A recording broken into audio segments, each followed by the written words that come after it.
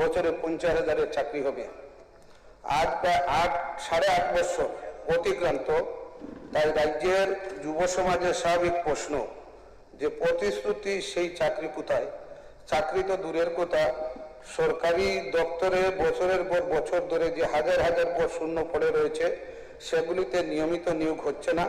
সরকারের নিজের তথ্যই শূন্য পদের ভয়াবহ চিত্র ফুটে উঠেছে। মাননীয় উপাধ্যক্ষ মহোদয়, এই তথ্য রাজ্য সরকারের দেওয়া তথ্য বিধানসভায় উত্থাপিত আনস্টাফ কোয়েকশনের উত্তরে বিভিন্ন দপ্তর থেকে প্রাপ্ত তথ্য মোট শূন্য পদের সংখ্যা প্রায় 60,000। 1 জানুয়ারি 2018 সাল থেকে রাজ্য সরকারের মোট যে কর্মীর সংখ্যা ছিল তার থেকে কমে 1 জানুয়ারি 2026 সেই সংখ্যা কমেছে 9,719। অন্যদিকে একই সময়ে 35,835 জন কর্মচারী অবসরে চলে গেছেন। অর্থাৎ একদিকে হাজার হাজার কর্মচারী অবসর নিয়েছেন, অন্যদিকে নতুন নিয়োগের গতি সেই অনুপাতে হয়নি। ফলস্বরূপ প্রশাসন, শিক্ষা, স্বাস্থ্য, পুলিশ সহ বিভিন্ন গুরুত্বপূর্ণ পরিষেবার ক্ষেত্রে শূন্য পদের সংখ্যা ক্রমাগত বাড়ছে। শিক্ষা দপ্তরে হাজার হাজার শূন্য পদ। 2018 সাল থেকে 2026 সালে যে আনস্টাফ কোয়েকশনের উত্তরে স্কুল এডুকেশন ডিপার্টমেন্টের দেওয়া যে তথ্য অত্যন্ত উদ্বেগজনক। প্রাইমারি স্তরে 2,706 শূন্য পদ রয়েছে, সিনিয়র বেসিক স্তরে 1,606, হাই স্কুল স্তরে 2,176, হায়ার সেকেন্ডারি স্তরে 2,050, কলেজ এবং ইউনিভার্সিটি স্তরে 732। অর্থাৎ শুধু শিক্ষা ক্ষেত্রেই বিপুল সংখ্যক শূন্য পদ রয়েছে। আরও উদ্বেগের বিষয়, আমাদের রাজ্যে 347টি স্কুল এডিসি এলাকায় মাত্র একজন করে শিক্ষক, তার বাইরে 311টি স্কুলে সমতল এলাকায় একজন করে শিক্ষক রয়েছেন বলে তথ্য পাওয়া গেছে। মাননীয় উপাধ্যক্ষ মহোদয়, একজন শিক্ষক কি একটা স্কুল চালাবেন নাকি তিনি পড়াবেন, প্রশাসনিক কাজ করবেন, মিড ডে মিলের হিসাব করবেন, বিভিন্ন সরকারি রিপোর্ট তৈরি করবেন, সবকিছু একাই করবেন? এইভাবে শিক্ষা ব্যবস্থার গুণগত মান কিভাবে বজায় থাকবে? অন্যদিকে কলেজ বা ইউনিভার্সিটিতে দীর্ঘদিন ধরে গেস্ট লেকচারার দিয়ে শিক্ষার কার্যক্রম চালানো হচ্ছে, অথচ যোগ্য নেট, পিএইচডি প্রার্থীদের একটা বড় অংশ চাকরির অপেক্ষায় রয়েছেন। এটি শুধু বেকারত্বের সমস্যা নয়, এটি উচ্চশিক্ষার গুণমানের প্রশ্ন। পুলিশ ও স্বাস্থ্য দপ্তরের ব্যবস্থায় বিপুল শূন্যপদ। 16 মার্চ 2026 আনস্টাফ কোয়েকশনের উত্তরে হোম ডিপার্টমেন্টে 6,743টি শূন্যপদের কথা জানানো হয়েছে। স্বাস্থ্য দপ্তরের ক্ষেত্রে পরিস্থিতি উদ্বেগজনক। 25 মার্চ 2026 তথ্য অনুসারে ডক্টর 1,367টি শূন্যপদ, নার্স 5,112টি শূন্যপদ, টেকনিক্যাল স্টাফ 1,191টি পদ শূন্য রয়েছে। মাননীয় উপাধ্যক্ষ মহোদয়, যখন হাসপাতালে ডাক্তার নেই, নার্স নেই, টেকনিক্যাল স্টাফ নেই, তখন সাধারণ মানুষ স্বাস্থ্য পরিষেবা পাবেন কিভাবে? সরকারি হাসপাতালের পরিকাঠামো তৈরি করলে হবে না, সেই পরিকাঠামো চালানোর জন্য মানব সম্পদ দিতে হবে। অন্যান্য দপ্তরে একই চিত্র। সরকারি তথ্য অনুসারে পিডব্লিউডি 3,605টি শূন্য পদ, এগ্রিকালচার 2,075টি, এআরডিডি 1533টি, রেভিনিউ ডিপার্টমেন্ট 1,134টি। এগুলি কেবল কয়েকটি দপ্তরের পরিসংখ্যান। আরও বহু দপ্তর, অধীনস্থ প্রতিষ্ঠান ও সরকারি সংস্থার শূন্যপদ রয়েছে। পাবলিক লাইব্রেরি, গভর্নমেন্ট কলেজ লাইব্রেরিগুলিতে প্রায় 90% পর্যন্ত শূন্যপদ থাকার অভিযোগ অত্যন্ত উদ্বেগজনক। 11,000 টাকা চুক্তির ভিত্তিতে চাকরি, তাও আবার বেতন অনিশ্চিত। আইসিএডি প্রজেক্টের অধীনে 1,079 জন শিক্ষক ডিজিটাল এডুকেশনের কাজে চুক্তিভিত্তিক নিয়োজিত রয়েছেন। তাদের মাসিক পারিশ্রমিক মাত্র 11,000 টাকা। আজ প্রায় 27 আগস্ট 2026, কিন্তু জুলাই 2026 বেতন এখনো তাদের হাতে পৌঁছায়নি। যারা রাজ্যের ভবিষ্যৎ প্রজন্মকে ডিজিটাল এডুকেশনের মাধ্যমে শিক্ষিত করেছেন, তাদের যদি মাসের পর মাস বেতন নিয়ে অনিশ্চয়তার মধ্যে থাকতে হয়, তাহলে এটি অত্যন্ত দুঃখজনক। নিয়োগ প্রক্রিয়ার স্বচ্ছতা নিয়ে প্রশ্ন। মাননীয় উপাধ্যক্ষ মহোদয়, গত কয়েক বছরে বিভিন্ন প্রক্রিয়া শুরু হয়েছে, আবার বাতিল হয়েছে, পরীক্ষার বিজ্ঞপ্তি হয়েছে, আবার পরীক্ষা দীর্ঘায়িত হয়েছে। এর ফলে হাজার হাজার চাকরি প্রার্থী সময়সীমা অতিক্রম করার আশা আমরা দেখলাম। এই সময়ে আমাদের রাজ্যের বিধানসভায় 8.5 বছরে বিধানসভায় 38 জন সেখানে নিয়োগের ক্ষেত্রে ইন্টারভিউ দিয়েছেন গত 4.5 বছর পূর্বে, সেটাও পরবর্তী সময় বাতিল করা হয়েছে। এখন আবার রাজ্যের সরকারি নিয়োগ প্রক্রিয়া দায়িত্ব একটি দিল্লি ভিত্তিক বেসরকারি সংস্থার হাতে দেওয়া হয়েছে, সেখানে তারা 38 জনকে নিয়োগ করেছেন। তো আমি প্রশ্ন করতে চাই যে ত্রিপুরার বিধানসভার প্রতিষ্ঠার পর থেকে সরকারি নিয়োগের ইতিহাসে প্রথমবার যদি বিধানসভার বাইরে একটি বেসরকারি সংস্থার মাধ্যমে নিয়োগ প্রক্রিয়া পরিচালিত হয়, তাহলে স্বচ্ছতা, জবাবদিহি ও মেধার ভিত্তিতে নিয়োগের নিশ্চয়তা কিভাবে নিশ্চিত করা হবে? এটি ব্যক্তিগত আক্রমণের প্রশ্ন নয়, এটি হাজার হাজার চাকরি প্রার্থীর ভবিষ্যতের প্রশ্ন। আমাদের দাবি 90 দিনের মধ্যে নিয়োগের বিজ্ঞপ্তি। তাই আমি এই মাননীয় বিধানসভার মাধ্যমে সরকারের কাছে কয়েকটি সুস্পষ্ট দাবি জানাচ্ছি। প্রথমত, রাজ্য সরকারের সমস্ত দপ্তর অধীনস্থ প্রতিষ্ঠানের সমস্ত শূন্যপদের তালিকা প্রকাশ করতে হবে। দ্বিতীয়ত, শূন্য পদগুলির মধ্যে যেগুলি নির্ভরযোগ্য সেগুলির জন্য 90 দিনের মধ্যে নিয়োগ বিজ্ঞপ্তি প্রকাশ করতে হবে। তৃতীয়ত, নিয়োগ প্রক্রিয়ার জন্য একটি নির্দিষ্ট সময়সীমা নির্ধারণ করতে হবে। চতুর্থত, নিয়োগ হতে হবে স্বচ্ছ, মেধাভিত্তিক, দুর্নীতিমুক্ত, সম্পূর্ণ জবাবদিহিমূলক পদ্ধতিতে। পঞ্চমত, দীর্ঘদিন ধরে নিয়োগ প্রক্রিয়া বিলম্বিত হওয়ার কারণে যেসব চাকরি প্রার্থীর বয়সের সীমা অতিক্রম হয়েছে বা হতে চলছে, তাদের ক্ষেত্রে বয়স ছাড়ের ব্যবস্থা করতে হবে। ষষ্ঠত, অবসর গ্রহণের ফলে যে পদগুলি শূন্য হচ্ছে সেগুলি বিপরীতে সময় মতো নিয়োগের জন্য একটি ম্যান পাওয়ার রিক্রুটমেন্ট ক্যালেন্ডার প্রকাশ করতে হবে। সপ্তমত, চুক্তিভিত্তিক কর্মীদের ন্যায্য সম্মানী ও সময় মতো বেতন নিশ্চিত করতে হবে। দীর্ঘদিন ধরে কর্মরত চুক্তিভিত্তিক কর্মীদের ভবিষ্যৎ নিয়ে সুস্পষ্ট নীতি সেখানে গ্রহণ করতে হবে।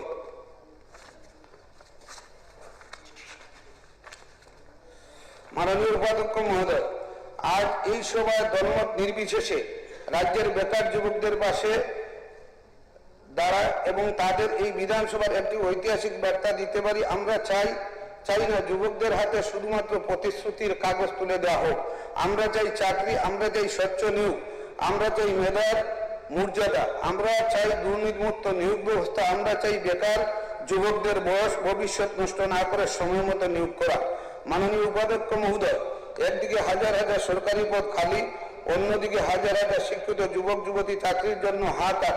এই দুই বাস্তবতাকে পাশাপাশি রেখে সরকার আরো কতদিন নীরব থাকবে? সরকারি পদ খালি রেখে বেকার যুবকদের বেসরকারি চাকরির নামে অনিশ্চয়তার দিকে ঠেলে দেওয়ার কোনো সমাধান নয়। আর তাই এই বিধানসভা থেকে আমাদের স্পষ্ট বার্তা, শূন্য পদ থাকবে না, নিয়োগ প্রক্রিয়া ঝুলে থাকবে না, মেধাবী যুবকদের ভবিষ্যৎ নষ্ট হবে না।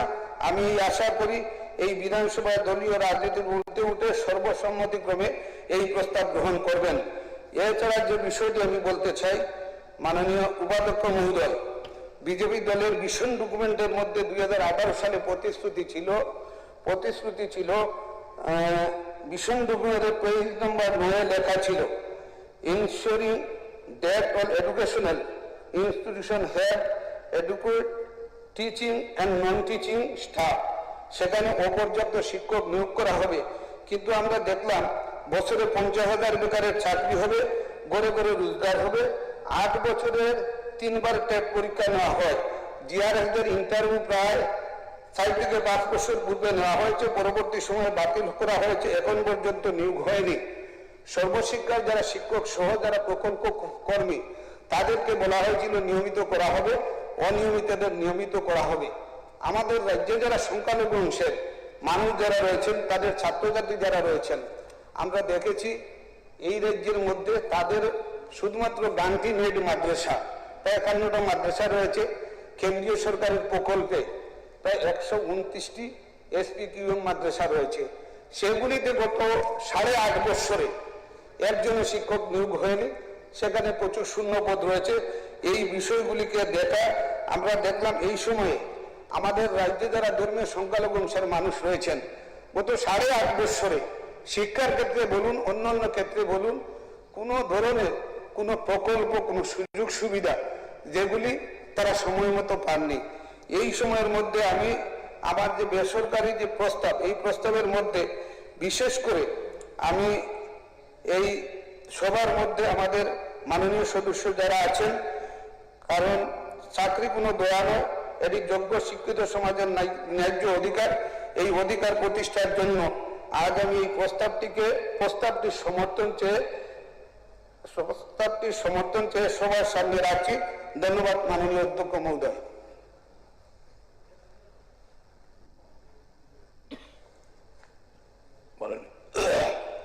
মানে এই বিষয়ে বলবেন। মাননীয় ডেপুটি স্পিকার মহোদয়, মাননীয় সদস্য শ্রীযুত ইসলাম উদ্দিন মহোদয় যে বেসরকারি প্রস্তাব এখানে এনেছেন,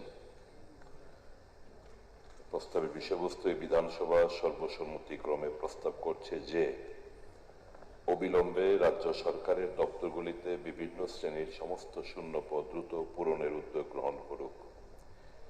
এই প্রস্তাবকে সমর্থন শুধু নয়, সবাই যেন আমরা অ্যাডপ্ট করতে পারি, ট্রেজারি বেঞ্চের মাননীয় সভ্যদের কাছেও আমার বিনম্র অনুরোধ থাকবে। আমি জানতে পারলাম, মিনিস্টারকে আমি দোষ দেব না, যে ফিনান্স মিনিস্টার নাকি এটা রিপ্লাই দেবে।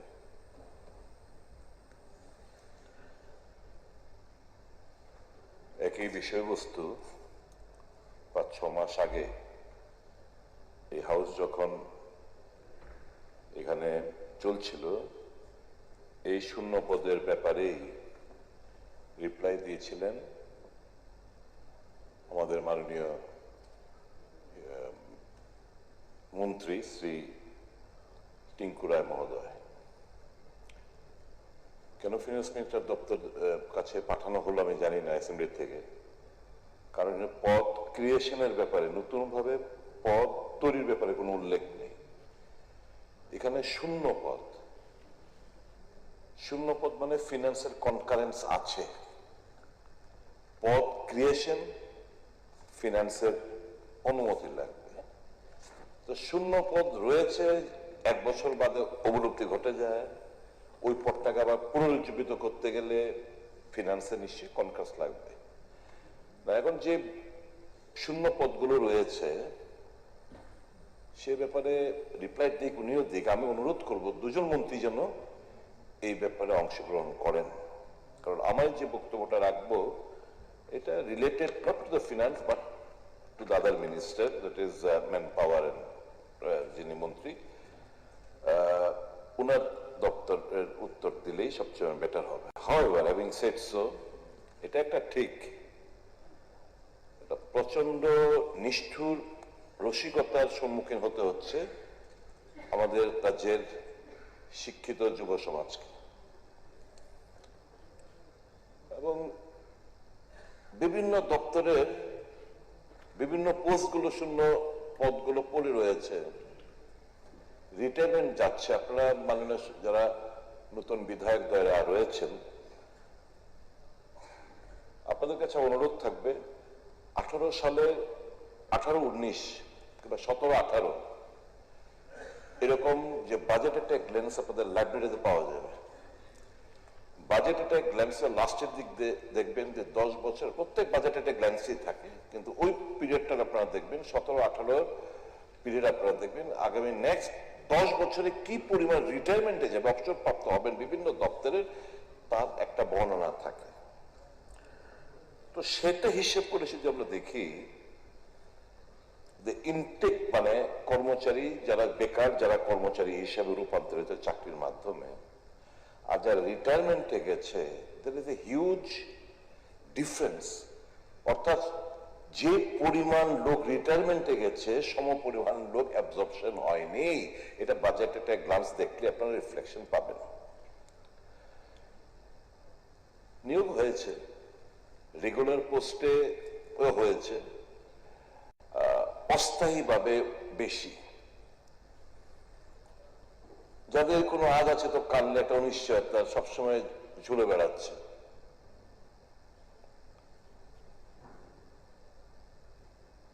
আউটসোর্সিং এ নিয়োগ হচ্ছে, এগুলো এখানে মাননীয় মুখ্যমন্ত্রী যখন সবগুলোকে বলে, ক্লাব করে বলে আমরা এত লোককে নিয়োগ করেছি, এগুলোকেও ধরে বলা হয়।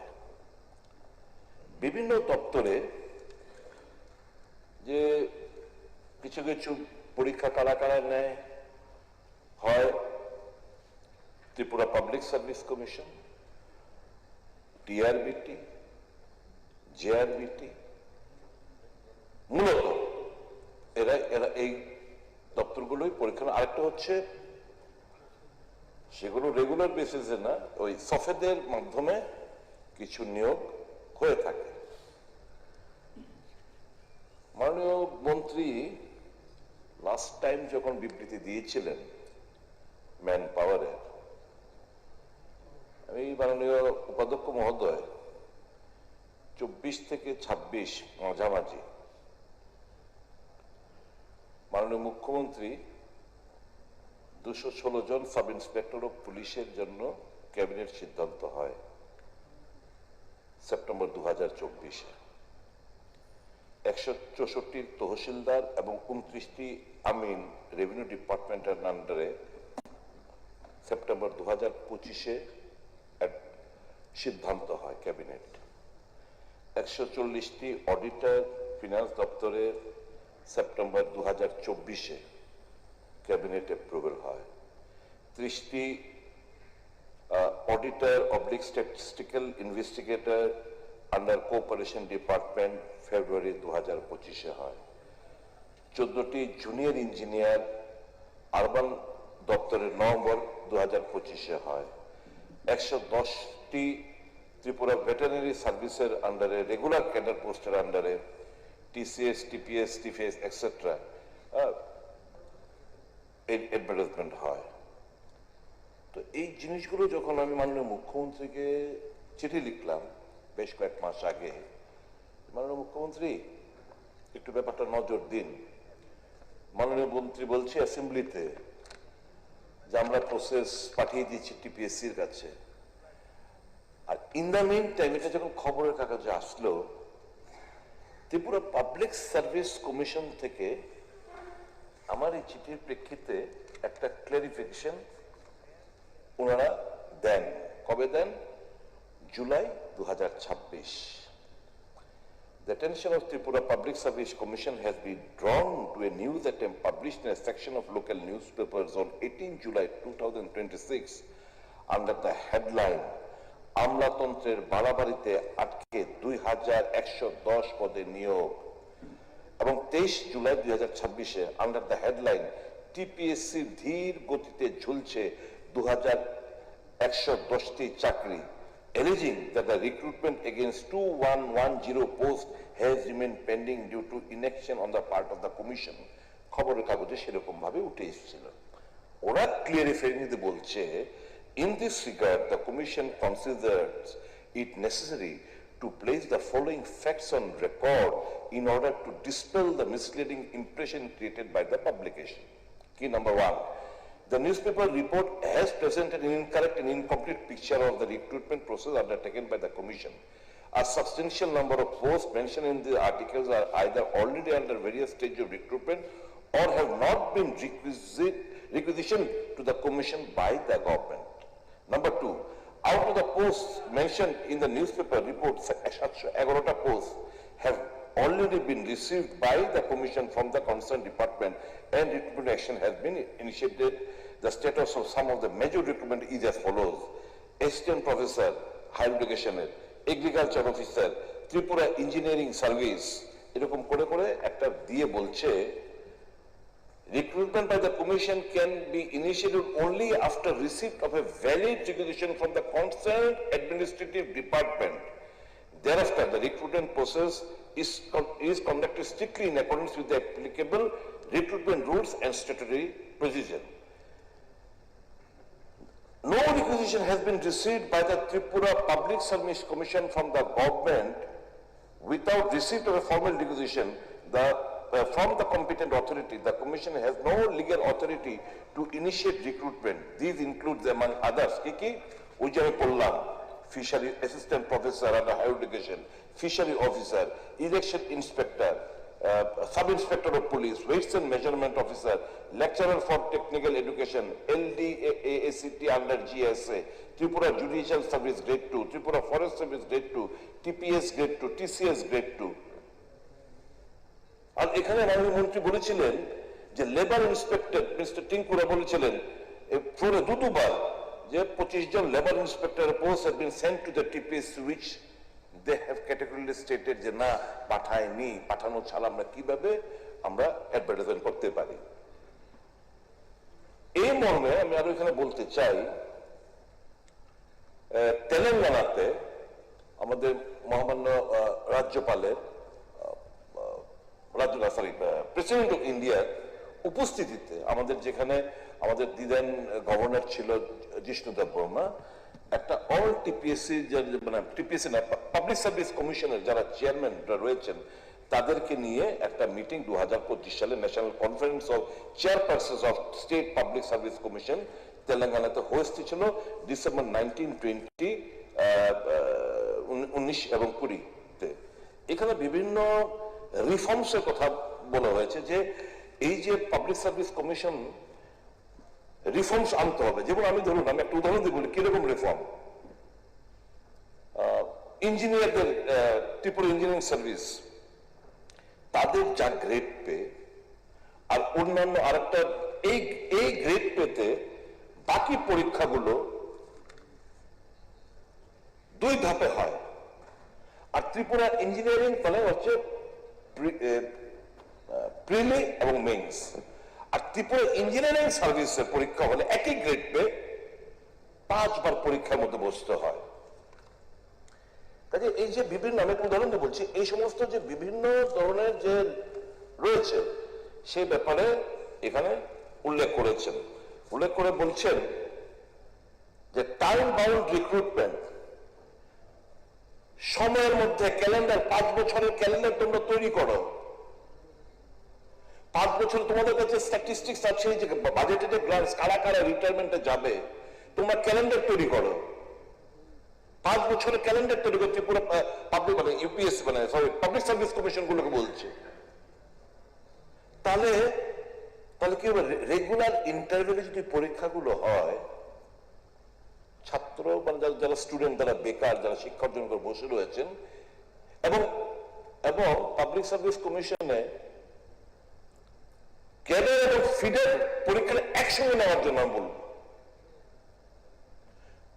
একই পরীক্ষায় বিভিন্ন জায়গায় অধিকাংশ স্টেট গুলো রপ্ত করে ফেলেছে। আমরা সেই জামানার অতীতে কবে কি হয়েছিল সেটা এখনো আমরা ঘুরে বেড়াচ্ছি। যুগ পাল্টাচ্ছে, দিন পাল্টাচ্ছে। এটা হচ্ছে কি জানেন, ব্যাঙের ছাতার মতো গজিয়ে গেছে কোচিং সেন্টার গুলো। মাসের পর মাস, মাসের পর মাস, মাসের পর মাস তারা ব্যবসা করে বেড়াচ্ছে। বিভিন্ন পরীক্ষার্থী ছাত্রছাত্রীদের ভিড় হয়, কম্পিটিটিভ এক্সাম, এবং এতে করে দারুণ ভাবে ঠকছে আমার ত্রিপুরার বেকার যুবককুল। তো এখানে হচ্ছে infrastructure structural reforms, time bound recruitment, transparency and timeliness, database integration, question paper pattern updates. Question paper update এর কথা বলতে গেলে এর বলা উচিত টিপিএসসি একটা পরীক্ষা যে নিয়েছিল, দেখুন আমরা কিরকম 2000 কম্বাইন্ডে 2023 কম্বাইন্ডে 5টা আনসার ভুল, 2025 কম্বাইন্ডে 6টা আনসার ভুল। এসআই সাব ইন্সপেক্টর এক্সাইজ 2026 6টা আনসার ভুল, ফিশারি অফিসার 2025 8টা আনসার ভুল, এগ্রিকালচার অফিসার 15টা আনসার ভুল, তারপরে হচ্ছে টিইএস পিডব্লিউডি 2024 15টা আনসার ভুল, টিএসআরডি 2026 12টা আনসার ভুল। এবং মাননীয় বিধায়ক যে নাম অনেকের আছে এই বিষয়ে আলোচনা করবে। আচ্ছা আমি খুব ছোট করে কমুকে তো এখন এখানে পার্লামেন্টের মধ্যে এই বিভিন্ন ইউপিএসসি এসএসসির মধ্যে রিফর্মস এর কথা বলা হয়েছে। আমরা এখনো আমাদের রাজ্যে দেখুন কি পিকুলিয়ার, আমাদের দুর্ভাগ্য, আমরা এখনো গ্রুপ সি গ্রুপ ডি পরীক্ষার মধ্যে আমরা নাম্বার যাই পাই লিখিত ছাড়া 15 নম্বর রেখা দেওয়া হয় ইন্টারভিউ লিগে। আচ্ছা আমরা তো সেন্ট্রাল গভর্নমেন্টের মানি না, ডাবল ইঞ্জিন সরকারের মানি না। ডাবল ইঞ্জিন সরকারের ঘোষণা সিদ্ধান্ত হয়েছে গিয়া গ্রুপ বি নন গেজেটেড থেকে আরম্ভ কইরা group C group D no interview, absolutely on written examination result. কেন আমরা এটা অ্যাডপ্ট করি না? গ্রুপ বি নন গেজেটেড থেকে group C group D there is no interview, no 15 number আলাদা, only strictly on লিখিত। কেন আমাদের রাজ্যের সাথে আমরা অ্যাডপ্ট করব না? তো টাইম হ্যাজ কাম। এই যে বিভিন্ন স্টেটে এই যে ঝাড়খণ্ডের যে আন্দোলনটা কিসের থেকে? এই রিফর্ম, তাদের কোনো কিছু না, দে ওয়ান্ট রিফর্ম। हमको রিফর্ম চাই, এটা আন্দোলন ঝাড়খণ্ডের। আমরা আজকে এখানে বলে দাঁড়াচ্ছে যে পার্লামেন্টে বলছে, সেন্ট্রাল গভর্নমেন্ট বলছে 23টা state and 8 union territories interview for jobs abolished in 23 states and 8 union territories India, doctor Jitendra Singh union minister. এই পার্লামেন্টে আর আমাদের এখানে এখনো গ্রুপ ডি 15 নম্বর, গ্রুপ সি 15 নম্বর ওরেল, গ্রুপ বি নন গেজেটেড 15 নম্বর। Why? For that reforms is a must. মাননীয় উপাধ্যক্ষ মহোদয়, আমার কিছু প্রস্তাবনা, শুধু ক্রিটিসাইজ করে গেলাম আর কিছু প্রস্তাব দিলাম না এটা হতো। আমি সবসময় কনস্ট্রাকটিভ আলোচনায় করি। আমার অনুরোধ থাকবে 2024 সালের মার্চ সময় থেকে মন্ত্রী পরিষদ অনুমোদিত সমস্ত শূন্য পদের ফাইল টিপিএসসি জিআরবিটির কাছে পাঠিয়ে নিয়োগ প্রক্রিয়া বিলম্বে শুরু করতে এবং 2027 সালের আগে তা সম্পন্ন, মানে 27 সালের মধ্যে যেন সম্পন্ন করা হয়। টিপিএসসি কে প্রতি বছর একটি বার্ষিক নিয়োগ ক্যালেন্ডার প্রকাশ যেন করতে পারে সেটা সুনিশ্চিত করা। 10-12 মাসের মধ্যে প্রত্যেক নিয়োগ প্রক্রিয়া সম্পন্ন যাতে করা হয় সেটা সুনিশ্চিত করা। বার্ষিক একক নিয়োগ পরীক্ষা অ্যানুয়াল সিঙ্গেল রিক্রুটমেন্ট এক্সাম, যেটা অধিকাংশ বিভিন্ন স্টেটে ইতিমধ্যে মানে ইউপিসি থেকে শুরু করে বিভিন্ন স্টেট ইতিমধ্যে পাবলিক সার্ভিস কমিশন গুলো হাতে নিয়ে নিয়েছে, কি বার্ষিক একক নিয়োগ পরীক্ষা অ্যানুয়াল সিঙ্গেল রিক্রুটমেন্ট এক্সাম চালু করা হোক, যার মাধ্যমে আলাদা আলাদা 2-3টি পরীক্ষা না দিয়ে একটি মাত্র পরীক্ষার মাধ্যমে সমস্ত সিভিল সার্ভিস পদ যেমন টিসিএস, টিপিএস, টিএফএস ইত্যাদি এবং সরকারের ফিডার, সাবঅর্ডিনেট, মিসেলেনিয়াস পদগুলো গ্রুপ বি, গ্রুপ সি নিয়োগ করা। এর মধ্যে আসাম, বিহার, মধ্যপ্রদেশ, উত্তরপ্রদেশ, পশ্চিমবঙ্গ এবং অন্যান্য পাবলিক সার্ভিস কমিশন এই নিয়ম অনুসরণ করে নিয়েছে এবং এটি অবশ্যই প্রতি বছর মানে বার্ষিক যেন অনুষ্ঠিত হয়। পরের প্রস্তাব হচ্ছে সিভিল সার্ভিস পরীক্ষা বাদে বাকি সমস্ত নিয়োগের ক্ষেত্রে ডিসক্রিপটিভ পরীক্ষার পরিবর্তে শুধুমাত্র অবজেক্টিভ এমসিকিউ পরীক্ষা চালু করা। আদার দেন সিভিল সার্ভিস পরীক্ষা বাদে বাকি সবগুলো যেন এমসিকিউ পরীক্ষার মধ্য দিয়ে হয়।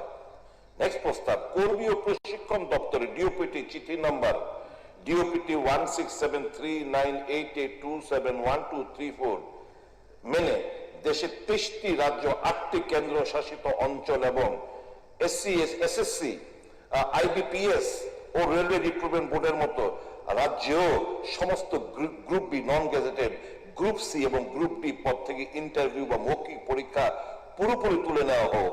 এর ফলে নিয়োগ প্রক্রিয়া আরো 5 থেকে 6 মাস সময় কম লাগবে। টিপিএসসি পরের প্রস্তাব, টিপিএসসি 2024-25 সালের বার্ষিক প্রতিবেদন অনুযায়ী তাদের শূন্য পদগুলো পূরণের মাধ্যমে জনবল বৃদ্ধি করতে হবে এবং হাইটেক প্রযুক্তি ও কৃত্রিম বুদ্ধিমত্তা, আর্টিফিশিয়াল ইন্টেলিজেন্স ব্যবহার নিশ্চিত করে সম্পূর্ণ পরিকাঠামোকে আরো শক্তিশালী করতে হবে।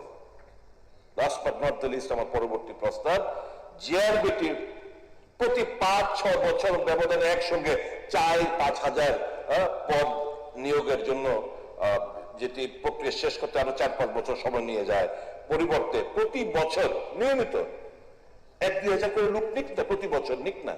বিভিন্ন দপ্তরের রিকুইজিশন যেটা যা আপনারা জিআরবিটির কাছে 1000, যে মাত্র 1000 উপর দেন, পরীক্ষা করে নিন, ইনস্টেড অফ ওয়েটিং ফর আমরা 4-5 হাজার এক লোক নিমু, সেটা না করে প্রতি বছর আমরা নিতে পারি। এটা এই জিনিসগুলো আপনারা যদি সুনিশ্চিত করেন, তাহলে এই যে frustration that has been mounting up on unemployed youths, অনেকটা রিলিফ আপনারা দিতে পারবেন। এই সরকার এলাকার সরকার যেই থাকুক, এই বেকার কুল তো আমাদের ছেলে মেয়েরা, তো we have to think for the bright future. আমরা এই হতাশা থেকে তাদেরকে বেরিয়ে করে আনতে হবে এবং বাস্তবসম্মত ও যে চলতে থাকুক, নো রিফর্মস আনেন, বর্ন রিফর্মস আইন না, একটা গতিশীল মানে গতি যাতে থাকে সমস্ত কিছুর মধ্যে। এই যে ক্যাবিনেট সিদ্ধান্ত হয়, এক মন্ত্রী প্রেস মিট করে, খুব কষ্ট হয়তো 3 বছর পর এটা একটা আশা জাগে, তো এই ক্যাবিনেট সিদ্ধান্ত নিচ্ছে, মন্ত্রী প্রেস মিট কইছে, এবার আমি কোচিং সেন্টারে যাই, প্রিপারেশন লইতেই আছি, 1 বছর যায়, 2 বছর যায়, 3 বছর যায়, আমি তো টাকা দিয়ে পড়তেই আছি, এটা শেষ কোথায়? তো বি ভেরি ভেরি প্র্যাকটিক্যাল। ওই কেউ লেখা দিল, আপনারা বয়ান করে লাইলেন, অ্যাপ্লাই ইউর মাইন্ড। আছে এফিশিয়েন্ট লোক আছে, আবার অনেক ভালো ভালো এফিশিয়েন্ট মিনিস্টার আছে না, পারতো না কেন? We are there to help. Always যে ক্রিটিসিজম থেকে আমি তো ক্রিটিসিজম করিনি, ফর দ্য বেকারের জন্য আমি কিছু কথা কোনো মানে আমার যতটুকু বুদ্ধি রয়েছে, আমার থেকে আরো বেটার হতে পারেন অনেকরা রয়েছেন।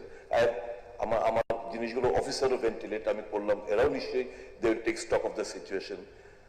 সমস্ত কিছু মিলে সবাই মিলে এই যে একটা গঠবন্ধা যে একটা সিস্টেম, এই সিস্টেমটা পরিবর্তন ঘটাই এবং তখন দেখবেন এই যে শূন্য পদগুলো যেটা আজকে বলছে নির্দ্বিধায় যে কর্মচারীর সংখ্যা রাজ্যের মধ্যে কমে গেছে। আজ থেকে 10-12 বছর আগে যে কর্মচারী যে সংখ্যাটা ছিল, আমাদের সংখ্যাটা সেই জায়গায় নেই। রেগুলার এমপ্লয়িজ কথা বলছি, এখন বিভিন্ন রেগুলার এমপ্লয়িজের পদগুলো এটা আউটসোর্সিং করে দিচ্ছে।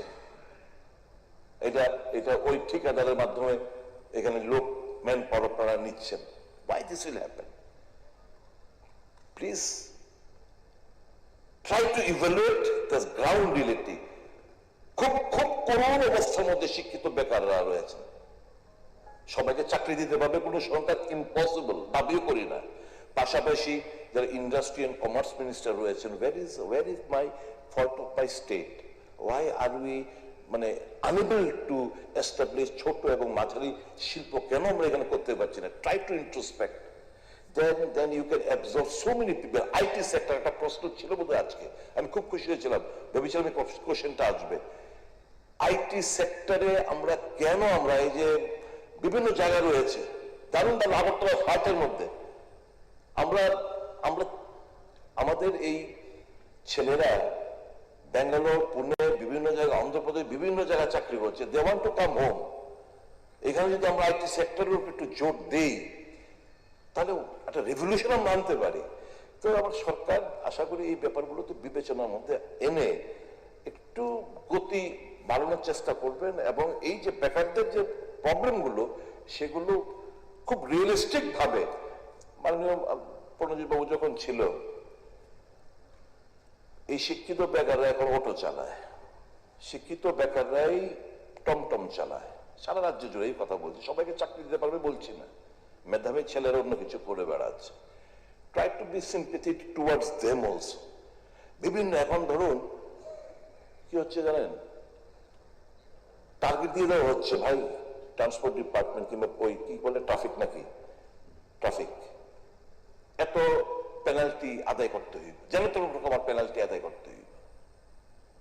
আমি জানি না আমার যে আমি বাইক নিয়ে যেতেছি, গাড়ি নিয়ে যেতেছি, আমাদের পলিউশনটা শেষ হয়ে গেছে, আমি জানি না, আমার ধরে পেনাল্টি 5,000, 3,000, 10,000 পেনাল্টি। তো এরকম করে তো আমরা আমাদের যুবকদের সঙ্গে আমরা সহায়তা করছি না। তো আমি ড্রিফট হতে চাই না, আমার এই সাবমিশন থাকবে এটাই, এবং আমি খুব সাধুবাদ জানাবো মাননীয় সভ্য সদস্যকে, যিনি আজকে এই শূন্য পদ পূরণের জন্য, যতগুলো শূন্য পদ আছে সবগুলো পূরণের জন্য যে প্রস্তাব এনেছেন, তাকে সর্বতভাবে সমর্থন করি, এবং সুনিশ্চিত করবেন যে ল্যাপস যেন না হয়। That will be the credit of the finance minister. কেন এতগুলো পোস্ট অ্যাবলিশড হয়ে যাবে? হ্যাঁ, আবার নতুন করে আপনারা ক্রিয়েট করতে পারেন, যখন রিকুইজিশন লাগবে আপনারা রিক্রিয়েট করতে পারেন। তো কেন অ্যাবলিশড হবে? ঠিক আছে, মাননীয় উপাধ্যক্ষ মহাশয়, ধন্যবাদ, আপনি আমাকে সময় দিয়েছেন, and you have cooperated with me. Thank you so very much. That's why I kept myself cool. এই বিষয়ে আলোচনা করার জন্য আমি মাননীয় সদস্য রঞ্জিত দেববর্মা মহাশয়কে বলছি।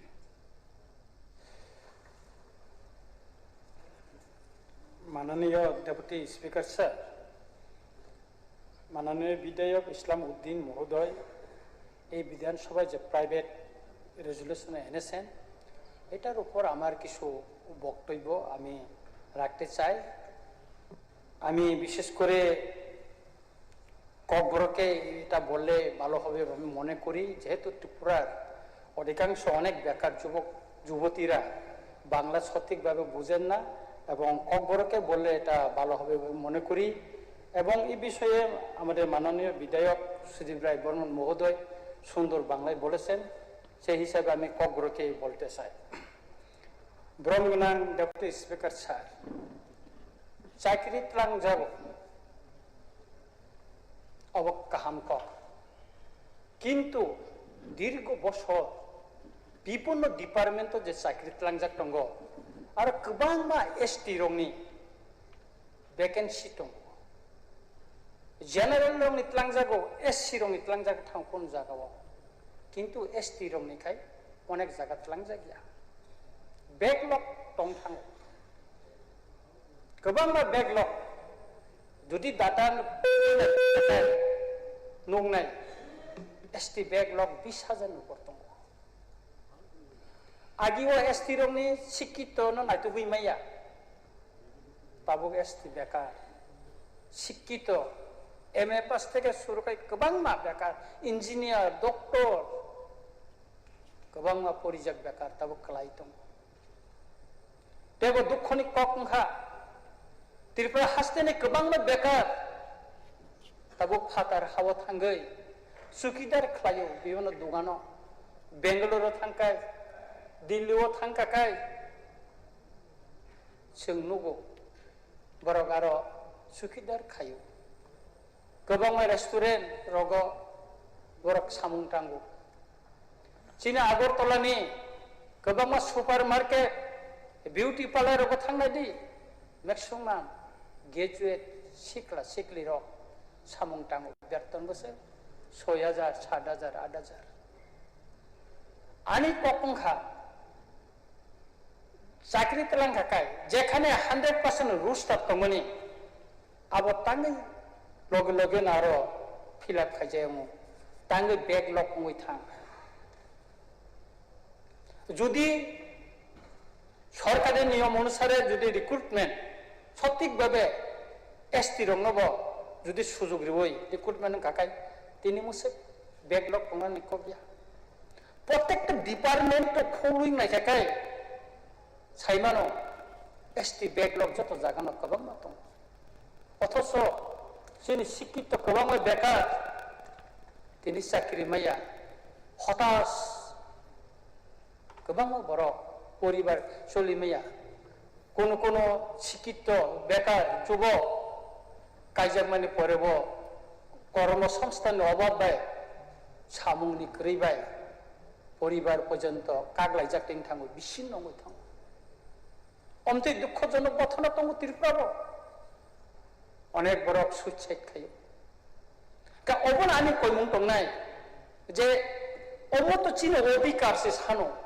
मा आलादा बादे जोंनो कोटा खायरि दिन जों साया गभर्नमेंट रुल्स तुई जे नियम कानून दंमाने 100% जे रुल्स तार दंमाने ओ रुल्स तार तुई जों साख्रि सानो ओ रुल्स तार माने उइसे जोंनो रिक्रुटमेंट जे बेकेन दंमोन फिलअप खायरि हिनो जों आलादा साइना सार किन्तु मतिनि खाय जायगा अम देखे दीर्घ बছর ओ फिलअप खायजानो बागैना तिनि हाजार हाजार एसटी ने रंनि backlog दङै थांखा आरो यांगो टिप्रासा बेकार जुबक जुबतीर साख्रि माया हताश दिन काटो अमतेखे बंचनानि बागै टिप्रासार जततो बुसकाङो आगगनानि दंमानि आगग मालिया अर्थनैतिक दिक थेके बर उपलग क्लाय थांखा पाहारो सामुं दानानि कोनो सुजुग गरै शहर फायथाखाय टम चालकनानै दुगानो बुनि दुगान रग तंनानै सारा बुनि कपालते किछु करे मा अमनिसै दुखनि केरें कथामा ताइ करै निनो जों सायमानो का अबनि बागैनो आं सानानि मुसुंगो जे एसटी जे बेकलग दंमानि अबनो स्पेशल ड्राइभ खायो रिक्रुटमेंट खालायदि अब बुंनो अधिकार न रिरेदि अधिकार न कासुइ तो नवै मुथागै तो नै तो लाभ करै रिरेदि जों अबसि सानो जों बिसि सान्या only 31% aboni bisi मोनसे बेकलग तामुंनाय जों टेबो उकलग सुरि थांनाय हानि बोसारो टेबो उकलग सुरि थानाय सार टेबो दुख घटना आउटसोर्सिंनि माध्यमे जे ताबुकसे बुकलांजाक दङ बिबान डिपार्टमेन्ट इनक्लुडिं त्रिपुरा विधानसभाव जे रिक्रुटमेन्ट आउटसोर्सिंनि माध्यमे थांमानि आरो एसटी रंनि कोनो कोटा मानि जायगा एसटी कयजन मान आउटसोर्सिंनि बिबान एजेन्सिनि माध्यमे जे थांजाक मानि आरो कोनो रुस्टार टस्टार किच्छु मानि जायगा आर ताबुसिं साइमानखा जे ओ जे आउटसोर्सिंनि माध्यमे जे बरम रंनाय रिक्रुटमेन्ट खालायजाखा बरनो ताबुक रेगुलार खायनायनि बागै गभर्नमेन्टनि सार्भिस नायनि बागै ताब साइटक जागै दङ इके आरो एसटी कोटा गोरै इनके बेके नों थांनाय बेकलग कङै थांनाय के अमति खैबो गोबां कौशले गभर्नमेन्टनि साख्रि तलांथिनिवो चिनि बरर माया चिनि एमएलए हस्टेल गोबां मा आउटसोर्सिंनि साख्रि तलांखा बिभिन्न सिंखौबो नक फारनानै साफाय खायनानै बिभिन्न करगो थांनाय दे एसटी कयता खरक बसक आनि मखल तो कलाय पांग एमएलए हस्टेल 3.5 বছর तंका सर कलाया के ओइ बागे खाय একটা বঞ্চনা একটা অবহেলা খাই जागै दङ ओ हानि त्रिपुरा सार आं कयनाय गभर्नमेन्ट जे कोनो सार्भिस आउटसोर्सिंग फन नंथन बा गभर्नमेन्ट डाइरेक्ट नेने रिक्रुटमेन्ट फन नंथन प्रत्येकटा जागायावनो जाहाते काय ओ हानि एसटी रक जारा शिड्यूल ट्राइब जानाय रक बरंनि चाकरिनो सঠিক भाबे बुङो जे मानथाय जे अधिकार अम सुफुंनानै उंथन मान कैसा सरकारनि थाने कयमुं दंनाय ताय कैसा क अतीतबो जोंनुखा गोबां मा जागा जखनते बिनि योग्यता अभाब फिनै एसटी रिजार्भ न दि रिजार्भ खायरि माने हमते गोबां मा जागा खायजाखा गोबां मा विशेष करे हाई लेवल जे पोस्ट आरो रग दाम खायजाखा योग्यतानि अभाबे ओ एसटी कोटा रंनो अबरंग दि रिजार्भ खायरि जागो তাতে বঞ্চনা সাবং টিপ্রা সারক অঙ্গ ST বড় অঙ্গ সার ओंखाय जाहाथे आबोनबो जाहाथे बिनि योग्यता करिखानो आबोरनबो रिजार्भ करना नंथन दा जे दि रिजार्भ ता खायलायतन अमो आनि कायसा कयमुं तंनाय अमो सिमिया सर तिनि जोंर नुखा चिनि त्रिपुरा राज्यर जनजाति कायसा कल्याण दप्तर दङ अब दप्तर मन्त्री बो दङ तिनि अर करै ताबो करै अर मानते SC मंत्री सुधांशु दास साका बकरुई नहीं बकक बरक मान तारपरे सर तमो जे ST रंगनी जे बैकलॉग कमुई तंगमानी ओ जे 100% जे रूस्टार मानी जायगा मानी आबो बिनि नजर तो तंगान साइनिया किंतु बिनि दायित्व तंगो बिनि रेसपॉन्सिबिलिटी तंगो वो कैबिनेट प्रोग्राम सालायमानो ओ बैकलॉग नो सुफुंनानि बागै किंतु जों तिनि जरा खानायाखौ वो कैबिनेट ओ बैकलॉग नो सुफुंनानि बागै कक सामानि कोन दिन पर कोन समय पर आं सामानि खानायाखौ ना विधानसभा ना कैबिनेट न न जागाव बाहाय के उंसेनाय बाहाय के तिफ्रासा सिकला सिकली बेकारावनि कपाल खलकसिनाय आबोना आनी कैसे कयमुं तंनाय जे जनजाति कल्याण मंत्री जाहाते अ बैकलॉग रो 100% रूस्टार आउटसोर्सिंग नि माध्यमे जे साकिर खालामनानै आरो जाहाते काय ST रंनि जे संरक्षण दंमानि आबोनो ठीक ठीक भाबे मानि जायगा आबो बिनि मकल कायसंनानि बागै आनी कयमुं बिन थानि तंनाय एवं आनी कप्पाय रिनानि सिकां गभर्नमेन्टनि थानि कैसानि अनुरोध दंनाय जे ST जे बैकलॉग दंमानि आबो स्पेशल ड्राइव नि माध्यमे खूब ताड़ाताड़ी आबोनो रिक्रुटमेंट खायना नंथन ताते दीर्घ बছর जे हाजार हाजार जे बैकलॉग दंमानि अबो सुबुंजाखाय त्रिपुरा सरक बेकार सिकला सिकलिर सेबुंमानानै सेबुंनाय आउटसोर्स नि माध्यमे जत डिपार्टमेंट जे चाकरी तलांजाक दंगो बा रिक्रुटमेंट खायजागै दंगो आरो जाहाते 100% रूल्स न जे आइन गभर्नमेंट जे रूल्स न आरो फोनांनानै उंथल अमानानि कयमुं तंनाय ताय आं तामो सानाय आं पाइखागो आं गभर्नमेंट थाने अमानानि आपिल तंनाय ST बैकलॉग न दाति दाति स्पेशल ड्राइव नि माने सुफुंनांथन मानोना डेपुटी स्पिकार सार नन बिलाय के हामबाय धन्यवाद माननीय सदस्य रंजित बाबू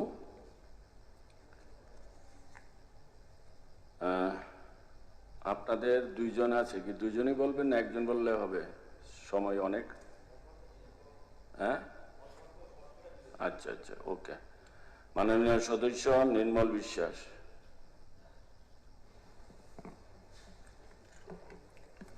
মাননীয় উপাধ্যক্ষ মহোদয় মাননীয় সদস্য ইসলামউদ্দিন মহোদয় প্রাইভেট মেম্বার রেজুলেশনের মাধ্যমে অত্যন্ত গুরুত্বপূর্ণ একটি বিষয় আজকের এই সভায় উত্থাপন করেছেন আমি আশা করছি এই বিধানসভা আমরা সর্বসম্মতভাবে এই প্রস্তাবকে সমর্থন করব আমাদের রাজ্যের বেকাররা প্রচন্ড হতাশায় ভুগছে আমার আগে তিনজন সম্মানীয় সদস্য এই প্রস্তাবের উপর আলোচনা করতে গিয়ে কথাগুলি বলছিলেন রাজ্যের হাজার হাজার বেকাররা এই বিধানসভার দিকে তাকিয়ে আছে 3 দিনের বিধানসভার অধিবেশন চলছে এখান থেকে এই রাজ্যের বেকার যুবকদের জন্য কি সিদ্ধান্ত হয় কি আলোচনা হয় কিন্তু স্যার এটা ঘটনা যে আমাদের রাজ্যে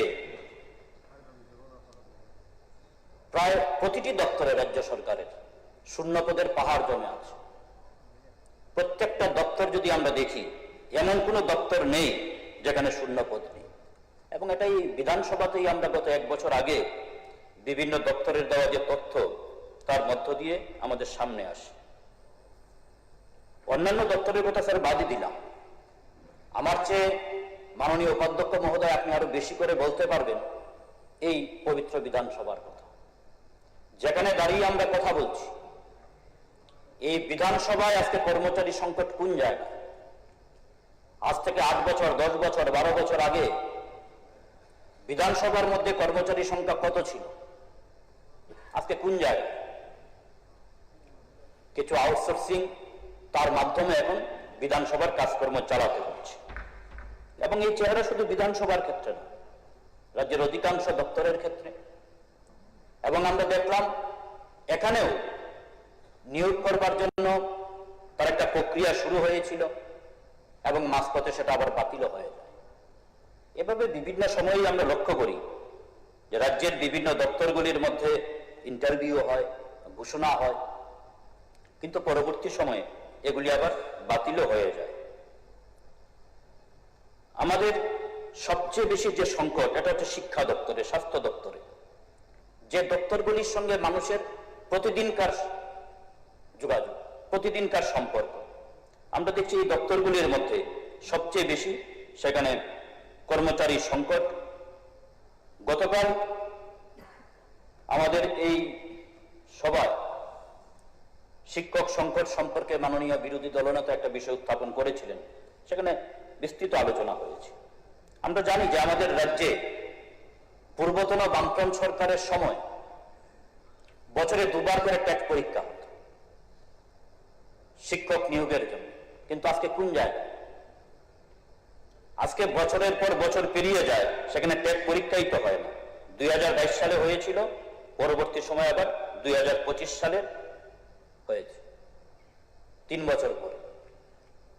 2025 সালের পর আজকে 26 সাল, প্রায় শেষের দিকে। এবং পরীক্ষায় যা হচ্ছে সেখানে নিয়োগ করার ক্ষেত্রে আমরা দেখছি সেটা দীর্ঘ বিলম্বিত হচ্ছে। রাজ্যের স্কুলগুলির মধ্যে শিক্ষক সংকট এটা প্রতিদিনকার একটা আলোচিত ঘটনা। রাজ্যের বিভিন্ন প্রান্তে আমরা দেখি প্রায় প্রতিদিনই যখন রাস্তা অবরোধ হয়, আন্দোলন হয়, তার যে মূল যে দাবিগুলি, সেখানে দেখা যায় যে শিক্ষক সংকট একটা অন্যতম বিষয়। এই সড়ক অবরোধের ছাত্ররা রাস্তায় নেমে আসছে, যে সময়টা ছাত্রদের ক্লাসরুমে থাকার কথা তারা রাস্তায় এসে বসছে। শিক্ষক সংকট এমন একটা জায়গার মধ্যে গিয়ে পৌঁছেছে। এবং শুধু স্যার শিক্ষক সংকটের বিষয় না, প্রত্যেকটা দপ্তর ধরে ধরে যদি আমরা দেখি, স্বাস্থ্য দপ্তর, সেখানে চিকিৎসকের সংকট, স্বাস্থ্য কর্মীদের সংকট। ফলে আজকের এই যে বিষয়টা এখানে উত্থাপিত হলো যে শূন্যপদ, সমস্ত শূন্যপদগুলি পূরণ করা। আমাদের রাজ্যে বর্তমানে শূন্যপদের সংখ্যা প্রায় 60,000-এর কাছাকাছি। স্যার, আমরা শুনেছিলাম 2018 সালে বিধানসভা নির্বাচনের আগে গোটা রাজ্যে একটা প্রচার দেওয়ার চেষ্টা হয়েছে যে ত্রিপুরা রাজ্যে তৎকালীন সময়ে নাকি রাজ্য সরকারের বিভিন্ন দপ্তরগুলিতে শূন্যপদ প্রায় 50,000, এবং নতুন সরকার তৈরি হলে পরে প্রথম ক্যাবিনেটে সিদ্ধান্ত নিয়ে সমস্ত শূন্যপদ পূরণ করা হয়। যদিও তখন পূর্বতন সরকার পক্ষ থেকে এটা বলা হয়েছিল যে না, শূন্যপদ এতটা না, অনেক কম ছিল। 2019 সালে এই বিধানসভায় একটা প্রশ্নের মাধ্যমে আমরা তখন জানতে পারলাম, সরকারের দিক থেকে যে উত্তর দেওয়া হলো, সেই সংখ্যাটা 20,000-এর কম ছিল। আমার যতটুকু মনে পড়ে 17 কিংবা 18,000-এর কাছাকাছি ছিল ফিগারটা। কিন্তু সেদিন এমন একটা প্রচার দেওয়া হয়েছে এবং সেই সঙ্গে বলা হয়েছিল যে বছরে আবার 50,000 করে সেখানে চাকরি হবে। কিন্তু আজকের সময়ে স্যার, এটা ঘটনা যে আমাদের রাজ্যের বেকাররা প্রচন্ড হতাশায় ভুগছেন। আজকেও আমাদের এই অধিবেশনে আলোচনা হয়েছে নেশা নিয়ে। এই যে নেশার এত বাড়বাড়ন্ত, তার পিছনে একটা কারণ, কাজ নেই, কর্মসংস্থানের প্রশ্নে প্রচন্ড হতাশা আছে। আমাদের রাজ্যের যুবকদের একটা ভালো অংশ এখন বহির্রাজ্যে চলে যাচ্ছেন, বিশেষ করে দক্ষিণ ভারতের দিকে। ফলে আমরা আশা করি যে সরকার এই বিষয়গুলি বিবেচনার মধ্যে রেখে সেখানে প্রয়োজনীয় উদ্যোগ গ্রহণ করবেন, এবং শুধুমাত্র শূন্যপদের ক্ষেত্রেই না, আমরা বলতে পারি যেমন ধরুন যারা স্কিম ওয়ার্কার রয়েছে, তারা সেখানে নিয়মিত তাদের বেতন হচ্ছে, তাদের বেতন ভাতার প্রশ্নে, বিভিন্ন পাওনার প্রশ্নে তাদের মধ্যে ক্ষোভ রয়েছে, তাদের কথা রয়েছে, তাদের দাবি রয়েছে। আমি দেখছিলাম 3 দিন আগে আমাদের খোয়াই জেলার মিড ডে মিল ওয়ার্কাররা জমায়েত হয়ে সেখানে মিছিল সংগঠিত করছেন। তাদের কি বক্তব্য? যে আমরা 3 মাস ধরে বেতন ভাতা পাচ্ছি না। কত টাকাই তারা পান? আজকের মূল্যবৃদ্ধির বাজারে যখন চিনির দাম 70 টাকা, 1 লিটার তেল কিনতে হয় 200 টাকা, সেই সময় একজন 7,000, 8,000, 5,000 টাকা বেতন পেয়ে থাকে, তারা যখন 2 মাস 4 মাস পেরিয়ে যায় বেতনটা পান না, স্বাভাবিকভাবে এই মানুষগুলি চলবেন কিভাবে? এর নাম তো স্যার সবকা সাথ সবকা বিকাশ হতে পারে না। যথার্থ অর্থেই যদি সবকা সাথ সবকা বিকাশ করতে হয়, তাহলে আমরা বলবো এই সমস্ত ক্ষেত্রগুলিতে সরকার সেখানে প্রয়োজনীয় উদ্যোগ গ্রহণ করুক। এবং এই সময়ের মধ্যে আমরা যেটা দেখছি যে বিভিন্ন সময় যে ঘোষণা দেওয়া হয় সরকার থেকে, নিয়োগ করা হয়, সেগুলিও একটা প্রক্রিয়া শুরু হয়, মাঝপথে সেটা বন্ধ হয়ে যায়, খুব ধীর গতিতে চলছে। এমনকি কোনো কোনো ক্ষেত্রে সেই ইন্টারভিউ প্রক্রিয়ার মধ্যেও বিভিন্ন ধরনের ঘোটালা বেরিয়ে আসছে। যেমন গত মাসে একটা সংবাদ শিরোনাম আমাদের নজরে আসলো, এনএইচএম এর অধীনে কমিউনিটি হেলথ অফিসার CHO পদের নিয়োগ পরীক্ষা। এবং একটা গুরুতর প্রশ্ন উঠে আসলো যে সেই প্রশ্ন ফাঁস হয়ে গেছে। তাদের মধ্যে একটা বিরাট ক্ষোভ, বিভিন্ন সংবাদপত্রে আমরা দেখলাম, এটা শিরোনাম হলো, সংবাদ প্রকাশিত হলো। এইভাবে এই ধরনের কিছু কিছু ঘটনা প্রায় সময় নজরে আসছে। ফলে সমস্ত দিক মিলিয়ে মাননীয় উপাধ্যক্ষ মহোদয়, আপনার মাধ্যমে আমি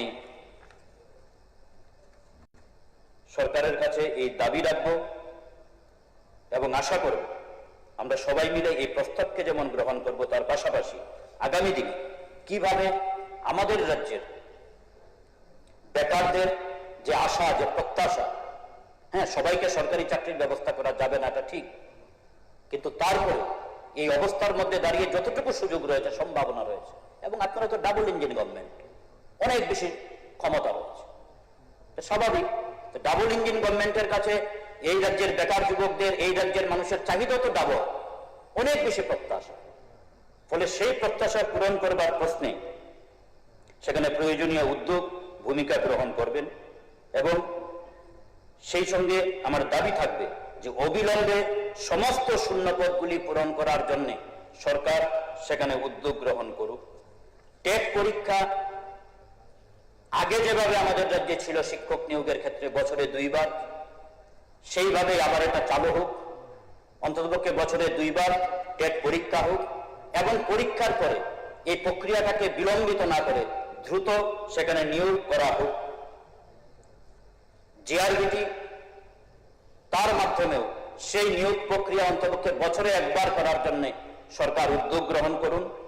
পাশাপাশি আপনাদেরই দেওয়া প্রতিশ্রুতি, আজ থেকে 8.5-9 বছর আগে ভীষণ ডকুমেন্ট, সেই প্রতিশ্রুতি বাস্তবায়নের জন্য সরকার যথাযথ ভূমিকা গ্রহণ করুক। এই কয়টি কথা বলে কিছুক্ষণ সময় দেওয়ার জন্য মাননীয় উপাধ্যক্ষ মহোদয়, আপনাকে ধন্যবাদ জানিয়ে আমার কথা বলা শেষ করছি। আশা করছি আমরা সবাই এই প্রস্তাবকে সেখানে সমর্থন জানাব। ধন্যবাদ। ধন্যবাদ মাননীয় সদস্য নির্মল বিশ্বাস। আমি এখন মাননীয় সদস্য দীপঙ্কর সেন বাবুকে বলবো শর্টকাটে বলার জন্য।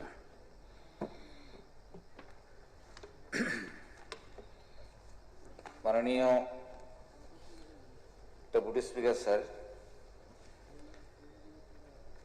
যে প্রস্তাব মাননীয় বিধায়ক ইসলাম উদ্দিন এখানে এনেছেন, কোনো সুস্থ মানুষ তার বিরোধিতা করতে পারে না। কাজে তার সমর্থন জানিয়ে আমি 2-1টি কথা সেখানের মধ্যে শুধু তুলে ধরতে চাই। আপনারা জানেন যে আমাদের রাজ্যের কর্মসংস্থান একটা বিশেষ অবস্থার মধ্যে সেখানে আছে, মানুষ যে আছে। আমরা যখন এই বিধানসভা অধিবেশনের জন্য বাসে করে আসছিলাম, তখনও 2 জন যুবক বলছেন, স্যার বিধানসভা তো হবে, আমাদের কথা একটু বলবেন। উদ্বিগ্ন হয়ে আছে সবাই।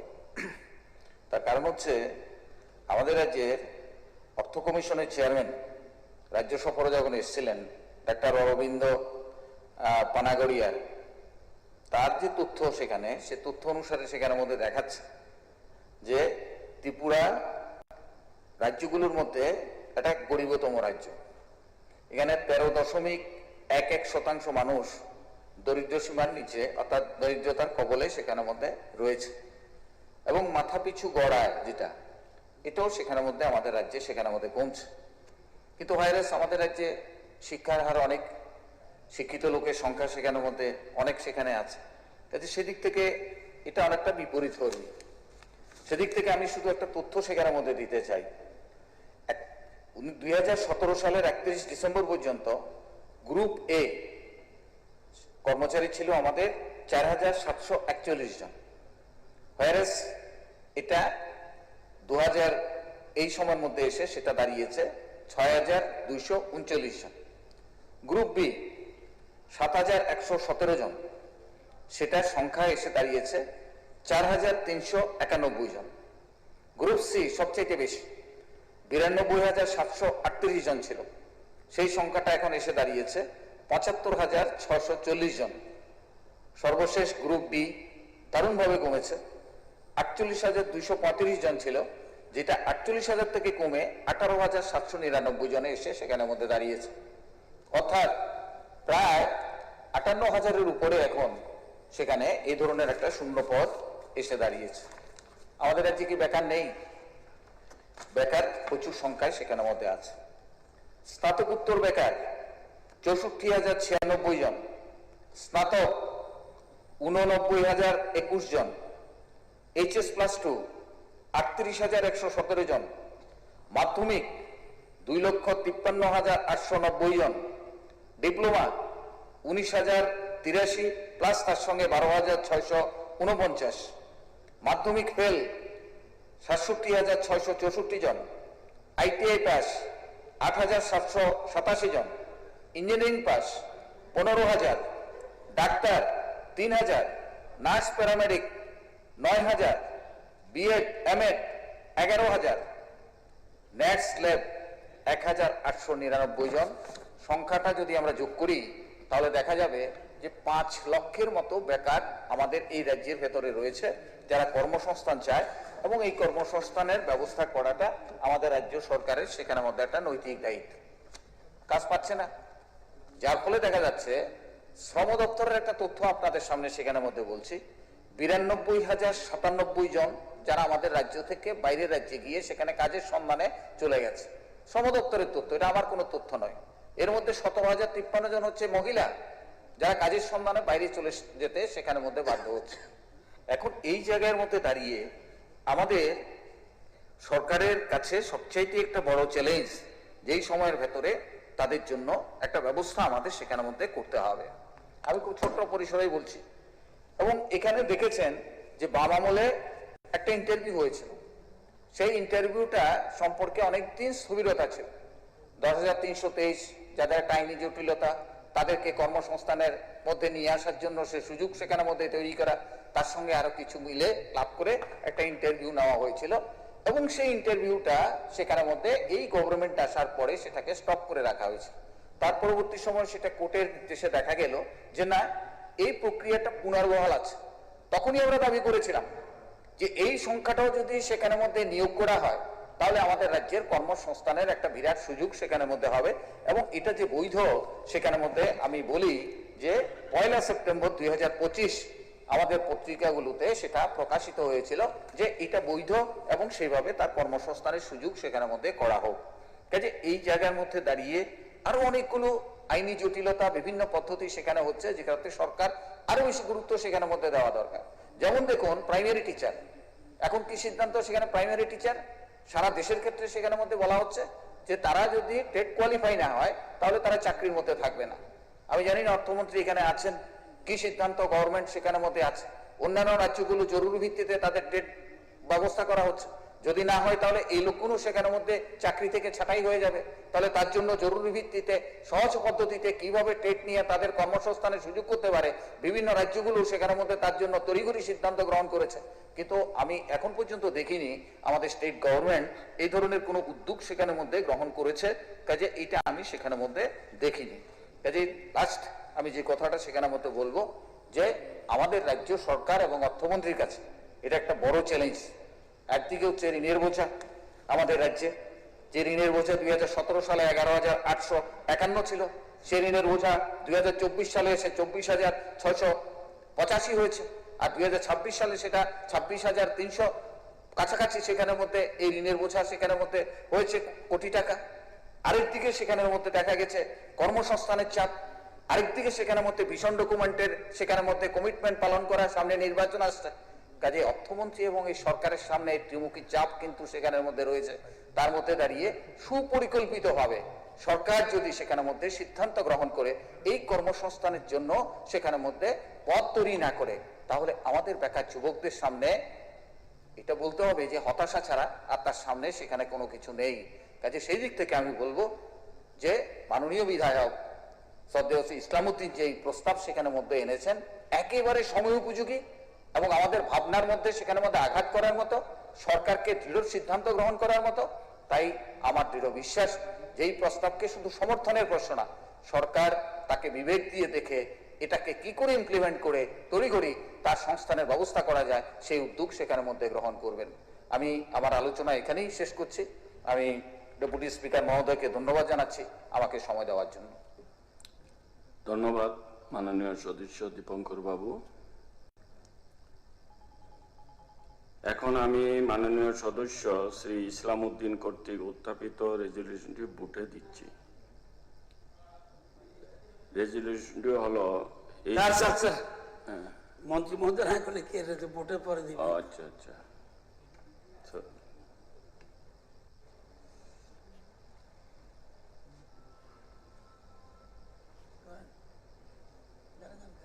এখন মাননীয় মন্ত্রীকে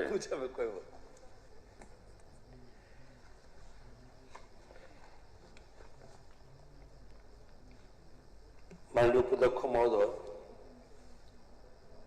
মাননীয় সদস্য শ্রী ইসলামউদ্দিন মহাশয় যে বেসরকারি প্রস্তাব এখানে উত্থাপন করেছেন এবং এই প্রস্তাবে বিধানসভা সর্বসম্মতিক্রমে প্রস্তাব করছে যে অবিলম্বে রাজ্য সরকারের দপ্তরগুলিতে বিভিন্ন শ্রেণীর সমস্ত শূন্যপদ পূরণে উদ্যোগ গ্রহণ করুক। এই পরিপ্রেক্ষিতে এখানে ইসলামউদ্দিন মহাশয় বলার পরেও সেখানে বেশ কয়েকজন মাননীয় সদস্যরা তার পক্ষে বক্তব্য রেখেছেন এবং আমাদের সরকার এর আগেও বিভিন্ন সময়ে এই শূন্যপদ পূরণের জন্য বিভিন্ন সভাতে আলোচনা করা হয়েছে এবং এই শূন্যপদগুলো কিভাবে হয়, যেমন ধরুন অবসর গ্রহণ বা অন্য কারণে ক্যাডার সার্ভিস এবং স্থায়ী পদ থেকে যে শূন্যপদ সৃষ্টি হয় সেগুলিকেই কেবল শূন্যপদ হিসাবে গণ্য করা হয়। অস্থায়ী পদের ক্ষেত্রে যদি কোনো পদ 1 বছরের বেশি সময় ধরে খালি থাকে তবে সেই পদটি লুপ্ত হয়ে যায় এবং পুনরায় সে পদ সৃষ্টি করতে হয়। পদ সৃষ্টি এবং শূন্যপদ পূরণ একটি ধারাবাহিক প্রক্রিয়া। কোনো পদ প্রথম সৃষ্টি হয়, এরপর ফিলিং আপ, পারমিশন পাওয়ার পর প্রার্থী বাছাইয়ের জন্য রিক্রুটমেন্ট বোর্ডকে দায়িত্ব দেওয়া হয় এবং রিক্রুটমেন্ট বোর্ড থেকে সুপারিশ পাওয়ার পর অফার অফ অ্যাপয়েন্টমেন্ট দেওয়া হয়। আমি প্রক্রিয়াটার কথা বলছি। আমাদের সরকার কেবল ক্যাডার সার্ভিস ও স্থায়ী পদ শূন্য পদের ক্ষেত্রেই নিয়োগ সীমাবদ্ধ রাখেনি, বরং প্রয়োজন অনুযায়ী নতুন পদও সৃষ্টি করে নিয়োগ করে থাকে। আমাদের সরকারের সবচেয়ে বড় সাফল্য হচ্ছে এই স্বচ্ছ নিয়োগ নীতি প্রণয়ন, এবং এর মধ্যে কোথাও যাতে কোনো প্রশ্ন না থাকে এই নিয়োগের ক্ষেত্রে, এবং সেটা সরকার আসার পর থেকে আমরা বরাবর সেটা আমরা মান্যতা দিয়ে চলেছি।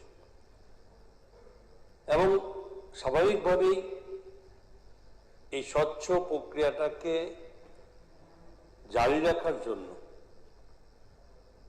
অর্থ দপ্তর থেকে যে সমস্ত এবং এই ক্রিয়েশন এবং ফিলিং আপগুলো আমরা দিয়ে থাকি, সেগুলো বিভিন্ন মাধ্যমে সেগুলো যখন সিলেকশন হয় তখনই এগুলো হয়। যেমন এখানে আমরা 2018-19 থেকে এই এ গ্রেডে 101 জন আমাদের নিয়োগ পেয়েছে, বি গ্রেডে 1 জন হয়েছে, সি গ্রেডে 981 জন হয়েছে এবং ডি গ্রেডে 87 জন হয়েছে। মোট 1170 জন 2018-19 সালে এটা আমরা নিয়োগ দিতে পেরেছি। 2019-20 সালে এ গ্রেডের 4 জন, বি গ্রেড 3 এবং সি গ্রেডের 917 এবং ডি গ্রেডে 159 জন। এভাবে এখানেও ওই বছরে 1083 জন হয়েছে।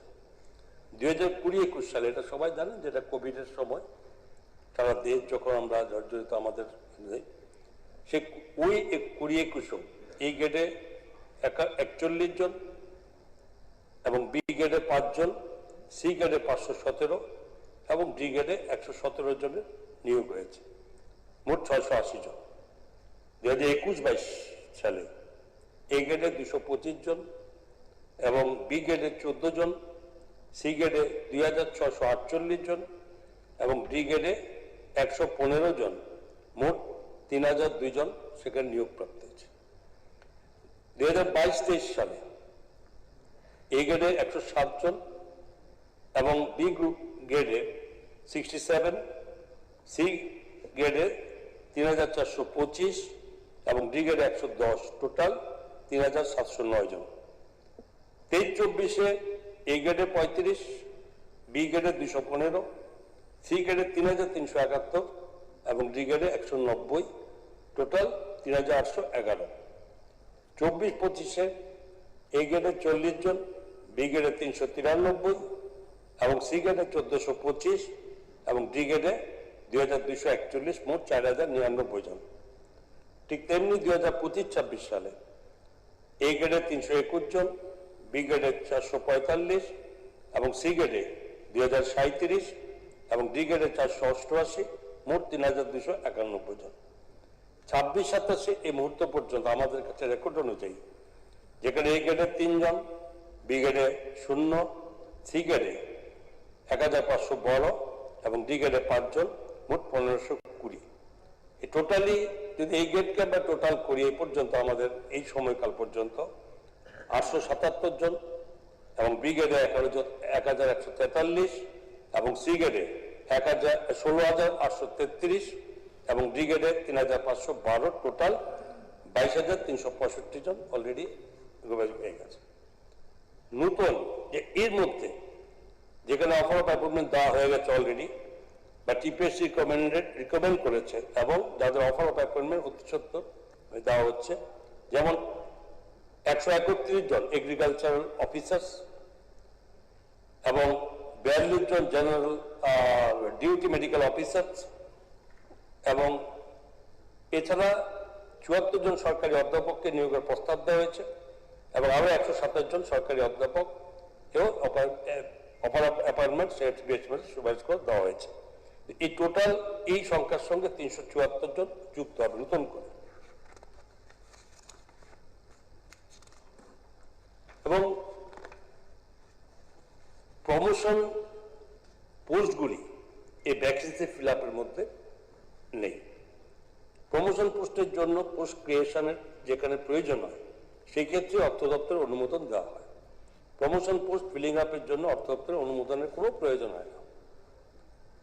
এবং বিভিন্ন সময় আমরা আগেও বলেছি, বারবার বলেছি যে এই নিয়োগ নীতির ক্ষেত্রে স্বচ্ছতা ট্রান্সপারেন্সি বজায় রাখার জন্য সরকার আমরা যে সিদ্ধান্ত নেওয়া হয়েছে তাতে স্বাভাবিকভাবে বিগত সময় যেভাবে নিয়োগ প্রক্রিয়া ছিল সেখানে বর্তমান আমাদের সরকারের সেই নিয়োগ প্রক্রিয়া আমরা পরিবর্তন করেছি এবং সেটা অবশ্যই স্বচ্ছতার মাধ্যমে হয়, মেধার ভিত্তির মাধ্যমে হয় এবং যারা এর যোগ্য তারা প্রপারলি ইন্টারভিউর মাধ্যমে কিন্তু তাদের চাকরি পাচ্ছে। কে পাচ্ছে সে পরিচয় তার একমাত্র তার যোগ্যতা তাকে বিবেচিত করে। কে চাকরি পাচ্ছে তাকে নির্দিষ্ট করে কেউ দেওয়ার কোনো সুযোগ এই সরকারের মধ্যে আমাদের রাখেনি। সুতরাং এই চাকরি অনেকে পাচ্ছে, তাদের কোনো পরিচিতি, তাদের ব্যাকগ্রাউন্ড কি সেটা কোনো বিবেচ্য বিষয় সরকারের মধ্যে নেই। সরকার একটা বিবেচ্য বিষয়, যেই যাবত চাকরি পেয়েছে তাদের যোগ্যতা বলে পেয়েছে, কারোর দয়ায় তারা চাকরি পায়নি। আমি মনে করি তারা এই সম্পর্কে যথেষ্টভাবে এভাবে মানসিক একটা শক্তিও তাদের মধ্যে পায়। কারণ দয়া দেওয়া এক জিনিস, আর কারণ নিজের সক্ষমতা বজায় রেখে যোগ্যতা বজায় রেখে চাকরি পাওয়া সেটা অন্যতম অংশ।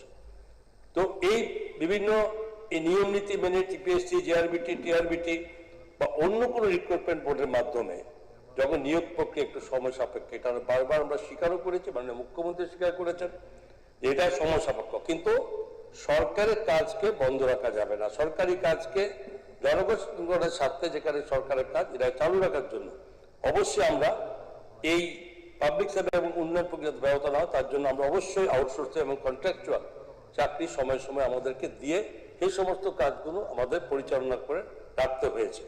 এবং তাহলে একটা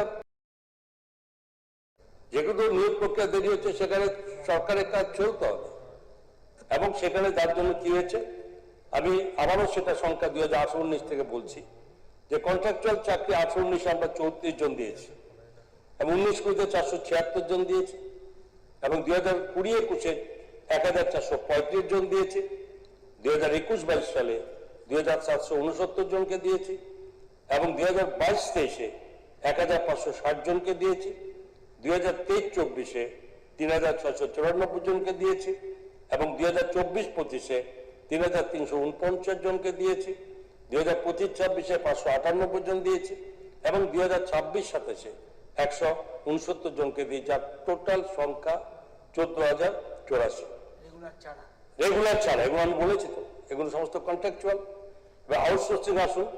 সেই 18-19 আমরা 1408 জন দিয়েছি, 2019-20 399 জন দিয়েছি এবং 2020-21 1610 জনকে দিয়েছি, 2021-22 891 জন, 2022-23 1081, 2023-24 1752 এবং 2024-25 1674 এবং 2025-26 1297, 2026-27 2032। এই টোটাল মিলে আমরা 26,228 জনকে আমাদেরকে এই কন্ট্রাকচুয়াল এবং আউটসোর্সিং আমরা নিযুক্ত করতে হয়েছে। এবং এছাড়াও যেখানে শূন্যপদ কেবলমাত্র এন্ট্রি পোস্টেই থাকে না, কর্মচারী অবসর গ্রহণের পর শূন্যপদ অটোমেটিক্যালি সৃষ্টি হয়। যখন কোনো কর্মচারী অবসরে যান তখন যে পদ থেকে অবসরে যান তা গ্রুপ ডি ব্যতীত অন্য পদ সাধারণত পদোন্নতির মাধ্যমে পূরণ করা সম্ভব। এবং বর্তমান সরকার আমলে পদোন্নতি সংক্রান্ত একটি মামলা মহামান্য সুপ্রিম কোর্টে বিচারাধীন থাকায় অনেকদিন যাবত আমরা পুরো পদোন্নতি প্রক্রিয়া বন্ধ ছিল। কিন্তু আমাদের সরকার ক্ষমতা আসার পর এই প্রমোশন প্রক্রিয়ার জটিলতা নিরসনে আমরা অ্যাডহক প্রমোশন পলিসি আমরা চালু করতে হয়েছে আমাদেরকে, যাতে কর্মচারী কুল একদিকে প্রমোশন পায়, অন্যদিকে যাতে অধিকতর শূন্যপদ এটার সৃষ্টি হয় এবং রাজ্যের বেকারদের কর্মসংস্থানের সুযোগ তৈরি হয়। অ্যাডহক প্রমোশন পলিসির মাধ্যমে যারা প্রমোশন পেয়েছিল তাদেরকে পরবর্তীকালে রেগুলার করা হয়েছে। যেহেতু প্রমোশন রিলেটেড মামলাটা এখন মহামান্য সুপ্রিম কোর্টের বিচারাধীন আছে, তাই আমাদের সরকার আইনত বিষয়গুলো বিবেচনা করে দেখছে যাতে এই মুহূর্তে আইনসম্মতভাবে দ্রুত পদোন্নতি পাওয়া যায়। এছাড়াও যে বর্তমানে যে প্রত্যেকটি দপ্তরে আমাদের কাছে তথ্য মোতাবেক কোন কোন জায়গাতে কোন কোন দপ্তরে কিভাবে নিয়োগের প্রক্রিয়া জারি চলছে, যেমন ধরুন গ্রাম উন্নয়ন দপ্তর টিপিএসসির মাধ্যমে 198 জন জুনিয়র ইঞ্জিনিয়ার, এবং ডিগ্রি 105 জন, ডিপ্লোমা এবং 93 জন এই নিয়োগ প্রক্রিয়া চলছে। ডিগ্রিতে 105, ডিপ্লোমাতে 93 জন। এটা জুনিয়র ইঞ্জিনিয়ার ইলেকট্রিক্যাল 8টি পদে, ডিগ্রি এবং 5টি এবং ডিপ্লোমা 3টি। এটা টিপিএস এর মাধ্যমে বর্তমানে চলছে।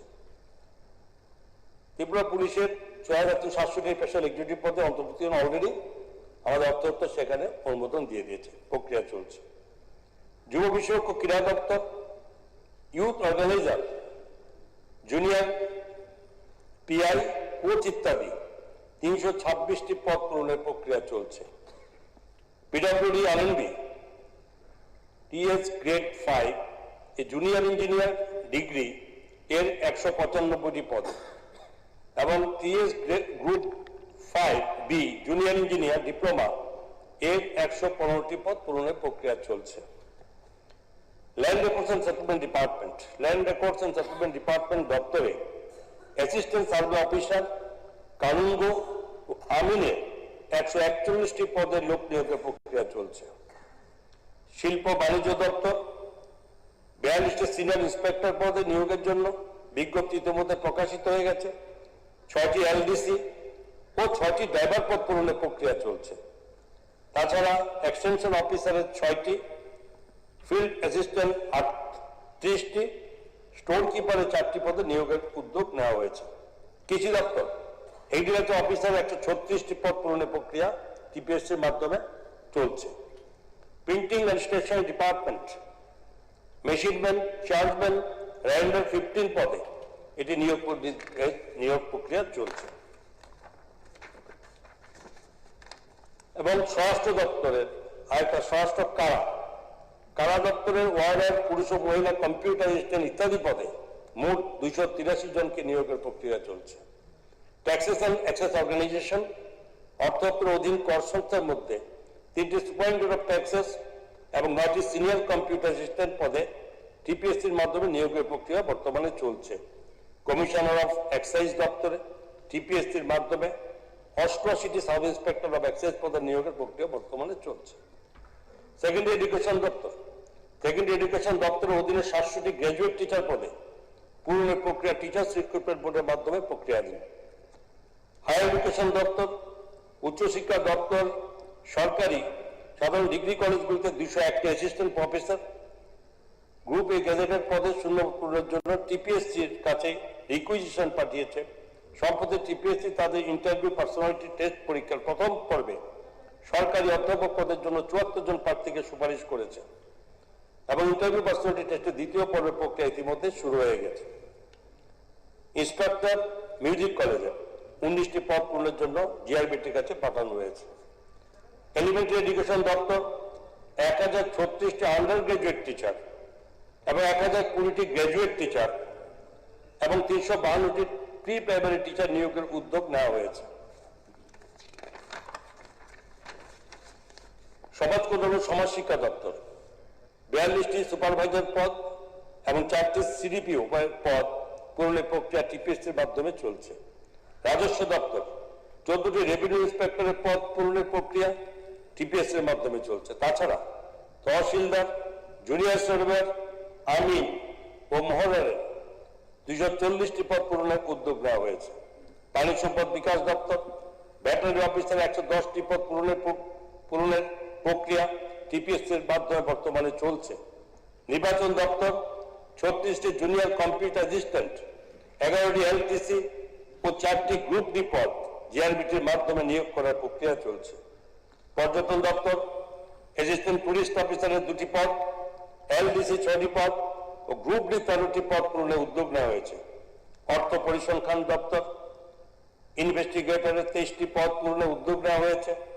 জিএপিএনটি ডিপার্টমেন্ট 100টি PA2 পদ পূরণের প্রক্রিয়া টিপিএসসির মাধ্যমে বর্তমানে চলছে।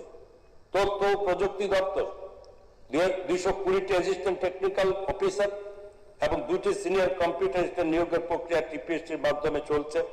তাছাড়া 7টি এডিসির পদ ও 2টি এমটিএস এর পদ জেআরবিটির মাধ্যমে নিয়োগ করা হবে। একটি ড্রাইভারের পদে নিয়োগ করা হবে। বন দপ্তর 104 জন ফরেস্টার এবং 167 জন ফরেস্ট গার্ড নিয়োগের প্রক্রিয়া বর্তমানে চলছে। খাদ্য দপ্তরের সাব ইন্সপেক্টর এবং assistant, junior store keeper, senior store গার্ডের 56টি পদ পূরণ প্রক্রিয়া বর্তমানে চলছে। তথ্য সংস্কৃতি দপ্তর reporter, LDC, cultural assistant, script writer, folk artist ইত্যাদি পদে 50 জনকে নিয়োগ করা হবে। ডাইরেক্টর অফ ইনস্টিটিউশনাল ফাইন্যান্স দপ্তরে 5টি ইন্সপেক্টর অফ স্মল সেভিংস পদে নিয়োগ করা হবে এবং হোম ফায়ার এমার্জেন্সি সার্ভিসেস দপ্তর 329টি পদে, ফায়ারম্যান 304টি ও ড্রাইভার 25টি নিয়োগ প্রক্রিয়া চলছে। ডাইরেক্টর অফ প্রসিকিউশন 8টি ডেপুটি ডাইরেক্টর ও 1টি ডাইরেক্টর পদ টিপিএসসি এর মাধ্যমে পূরণের প্রক্রিয়ার মধ্যে চলছে। রাজ্য সৈনিক বোর্ডে welfare officer, LDC head clerk পদে 11 জনকে নিয়োগ করা হবে। আইন দপ্তরের LDC library, driver, multitasking staff পদে 16টি পদ পূরণের সিদ্ধান্ত নেওয়া হয়েছে। সমবায়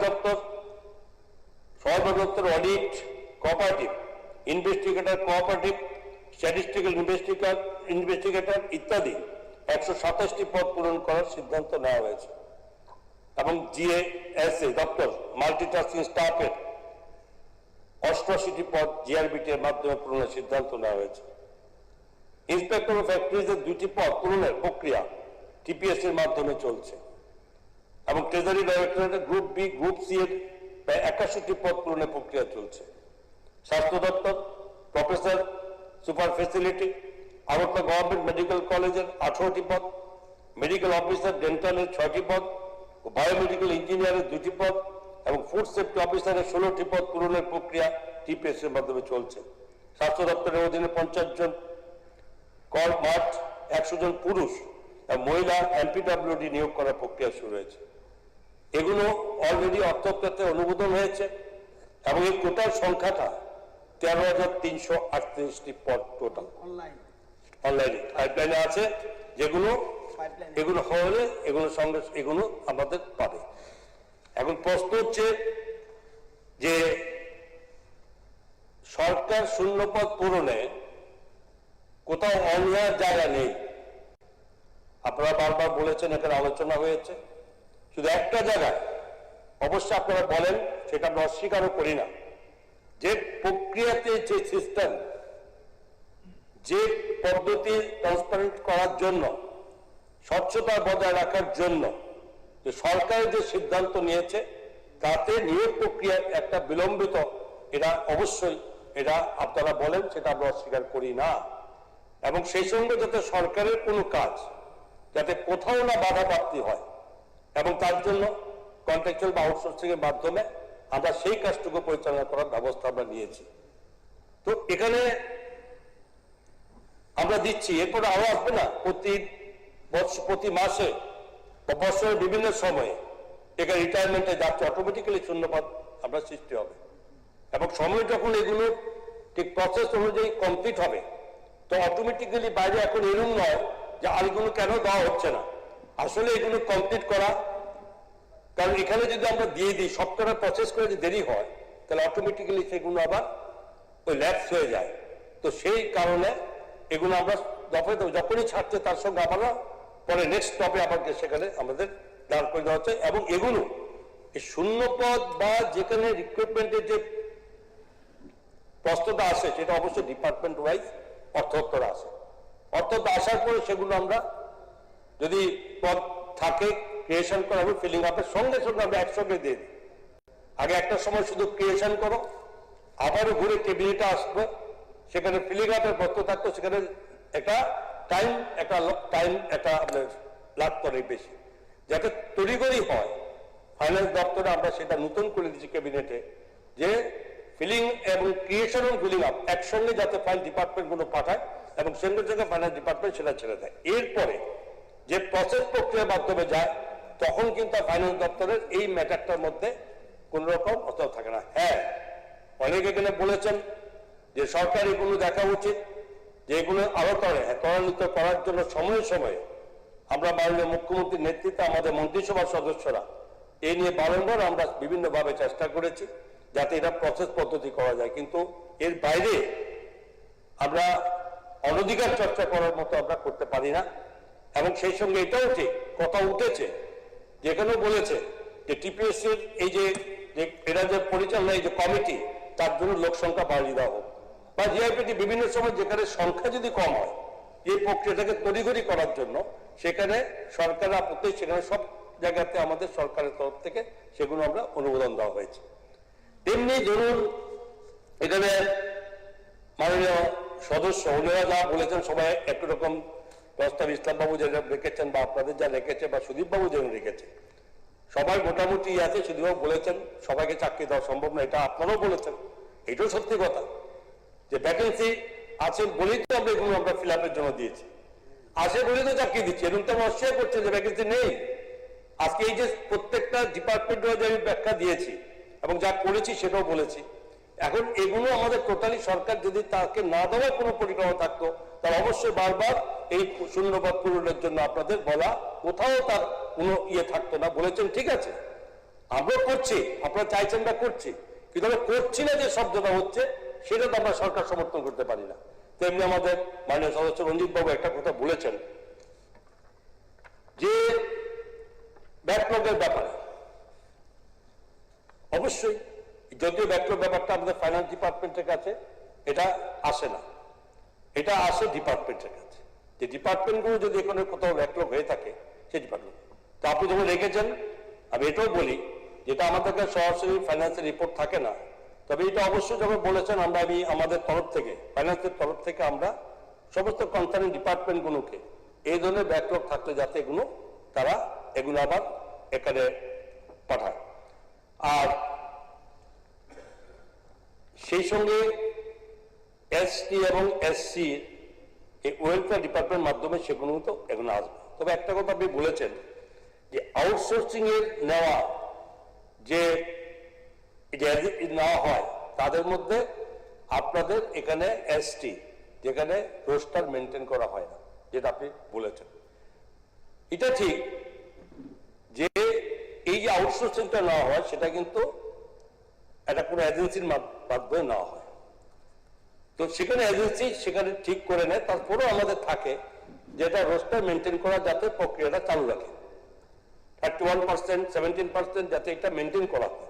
এমন নয় যে সরকার বলে না যে এমনি একতরফা দিয়ে দাও, সেখানে ইন্টারভিউ হয়, তারা করে যেসব এজেন্সিগুলো শপথের মাধ্যমে করা হয় সেটা কিন্তু মেনটেন করা হয়।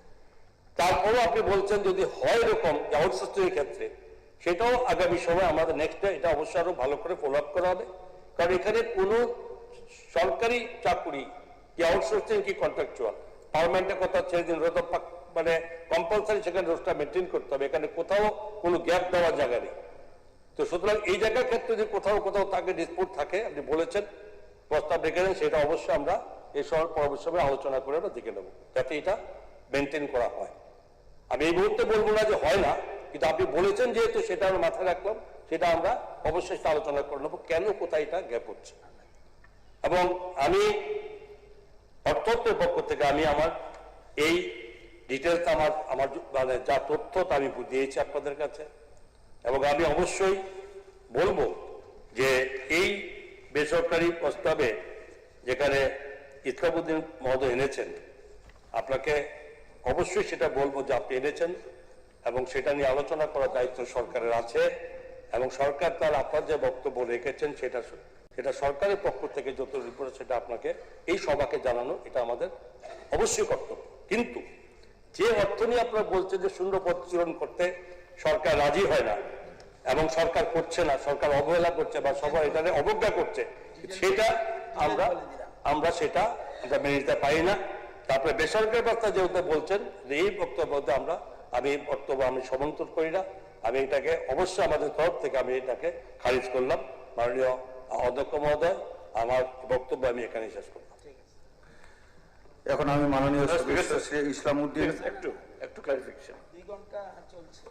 ঠিক আছে, খুব গুরুত্বপূর্ণ আলোচনা।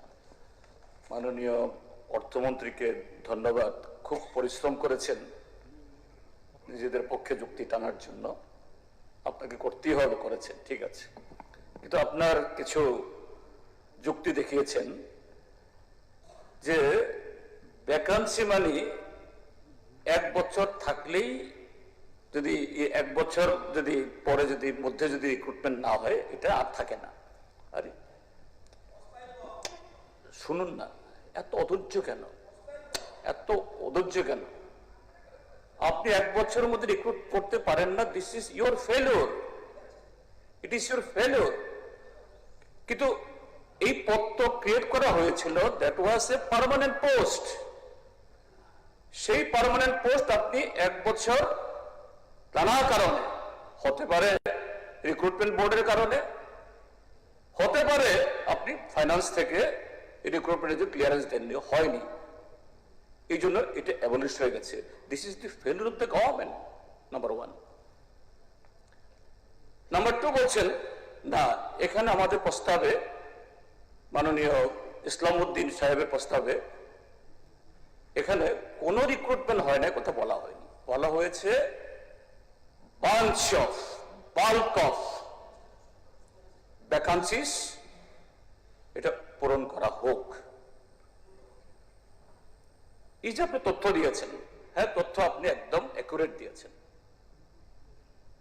সব টেনে টুনে 2018 থেকে মাত্র উঠতে পেরেছেন 22,000।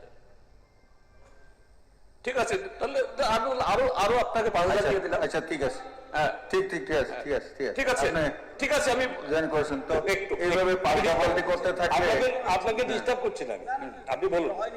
আপনি যেটা বলেছেন 22,000 তো অবশ্যই বলেছে, আপনাকে 1-2 করে সবই, আরো যেটা হচ্ছে সেটাও বলুন। না না, না বলে না, সেটা না বলে ঠিক আছে, এখনো 22,000 বলেছেন। ঠিক আছে, এইভাবে আপনি করতে সেটা থাকলে দিয়েছেন, হবে না। আপনার কথা তো বলছি, আরে আপনাকে তো আমি হয়েছে। আপনাকে সাপোর্ট করে তো বলছি ঠিক আছে, হয়েছে। 22,000, কিন্তু এই 8.5 বছরে 8.5 বছরে রিটায়ারমেন্ট অনেক কথা হয়ে হয়ে গেছে। একমাত্র শিক্ষা দপ্তরে 16,000 টিচার রিটায়ারমেন্টে গেছে। তা আপনি ঠিক আছে, ঠিক আছে, কি আপনি করবেন? বলছেন, সবাই স্যার, শুনেছে। শুনুন, আরে এত ইম্পর্টেন্ট একটা ম্যাটার। থার্ড বলছেন যে স্বচ্ছতা, তাহলে কি আবার নতুন আলোচনা শুরু হয়েছে? কি আপনি বারবার 2 ঘন্টা আলোচনা হয়েছে, 2 আওয়ার্স। আরে আরে আরে না, কত বেকারদের কোনো থাকে এত সুন্দর, আর ফাইন্যান্স মিনিস্টার এত সুন্দরভাবে পেশ করেছে। হাউসকে অনেক বলেছেন, রাজ্যবাসীকে বিভ্রান্ত করার জন্য কৌশল, রাজ্যবাসীকে বিভ্রান্ত করার জন্য কৌশল। আমি তো ওটা করতে বলছি, বলেছেন তো, যদি জবাব থাকে অনেকভাবে হয়েছে তো। না, সফেদের মাধ্যমে নিয়োগ করছে। সফেদটা কি? Society for point of provision ব্যাপার আছে, এটা কি পয়েন্ট অফ প্রভিশন ব্যাপার আছে? এটা প্রাইভেট মানুষের অ্যাসোসিয়েশন, এটা অনেক স্কোপ নেই। কোন স্কোপে কথা বলছে? উল্লেখ করা হয়েছে, কোন অধিকারের কথা বলছে? উল্লেখ করা হয়েছে, অনেকগুলো মিনিস্টার বললো স্যার, মিনিস্টারের পরে ওনার স্কোপ নেই, আগে বলতো না, নো অনেকগুলো করা হয়েছে, অনেকগুলো নো নো করা নো হয়েছে। বলছি, নো নেই নেই, নো অনেক না, বন্ধ করবে, করা হয়েছে। বন্ধ করবে, চলে যান, চলে যান। এখন আমি মাননীয় রাজ্যবাসীকে বিভ্রান্ত করার জন্য কৌশল, একটা রাজ্যবাসীকে বিভ্রান্ত করার জন্য কৌশল, রাজ্যবাসীকে বিভ্রান্ত করার জন্য কৌশল। অর্থমন্ত্রী এত সুন্দর করে প্লেস করেছে, জানে হাইলাইট হবে কালকে, সেজন্য রাজ্যবাসীকে বিভ্রান্ত করার জন্য কৌশল। চলে যান, বিভ্রান্ত করলে হবে না। এটা জানি যাবে স্যার, এটা জানি যাবে। ওয়ার্ক আউটের জন্য প্ল্যান, ওয়ার্ক আউটের জন্য প্ল্যান, ওয়ার্ক আউট করার জন্য প্ল্যান। কারণ ইম্পর্টেন্ট দুটা বিজনেস আছে, সেটা পার্টিসিপেট করবে না, এটা কৌশল, রাজ্যবাসীকে কৌশল, এটা রাজ্যবাসীকে বিভ্রান্ত করার কৌশল। মাইকটা কোথায় আছে দেখেন, মাইকটা মন্ত্রীর পরে স্যার, মন্ত্রীর পরে অনেক বড় হয়েছে, মন্ত্রীর পরে পারে কিনা? নেই, পারবে?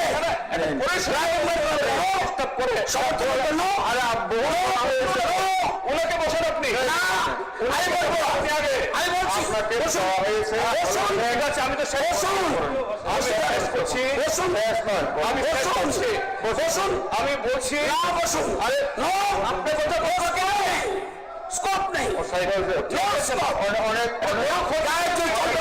চলবে না, অনেক বলা হয়েছে। সিপিএমের আমল না, দুই তিনজন বলেছে এটা সিপিএমের আমল না, গায়ের জোর চলবে না এখানে, এটা একদম বুঝিয়ে ফেলবো, গায়ের জোর চলবে না এখানে।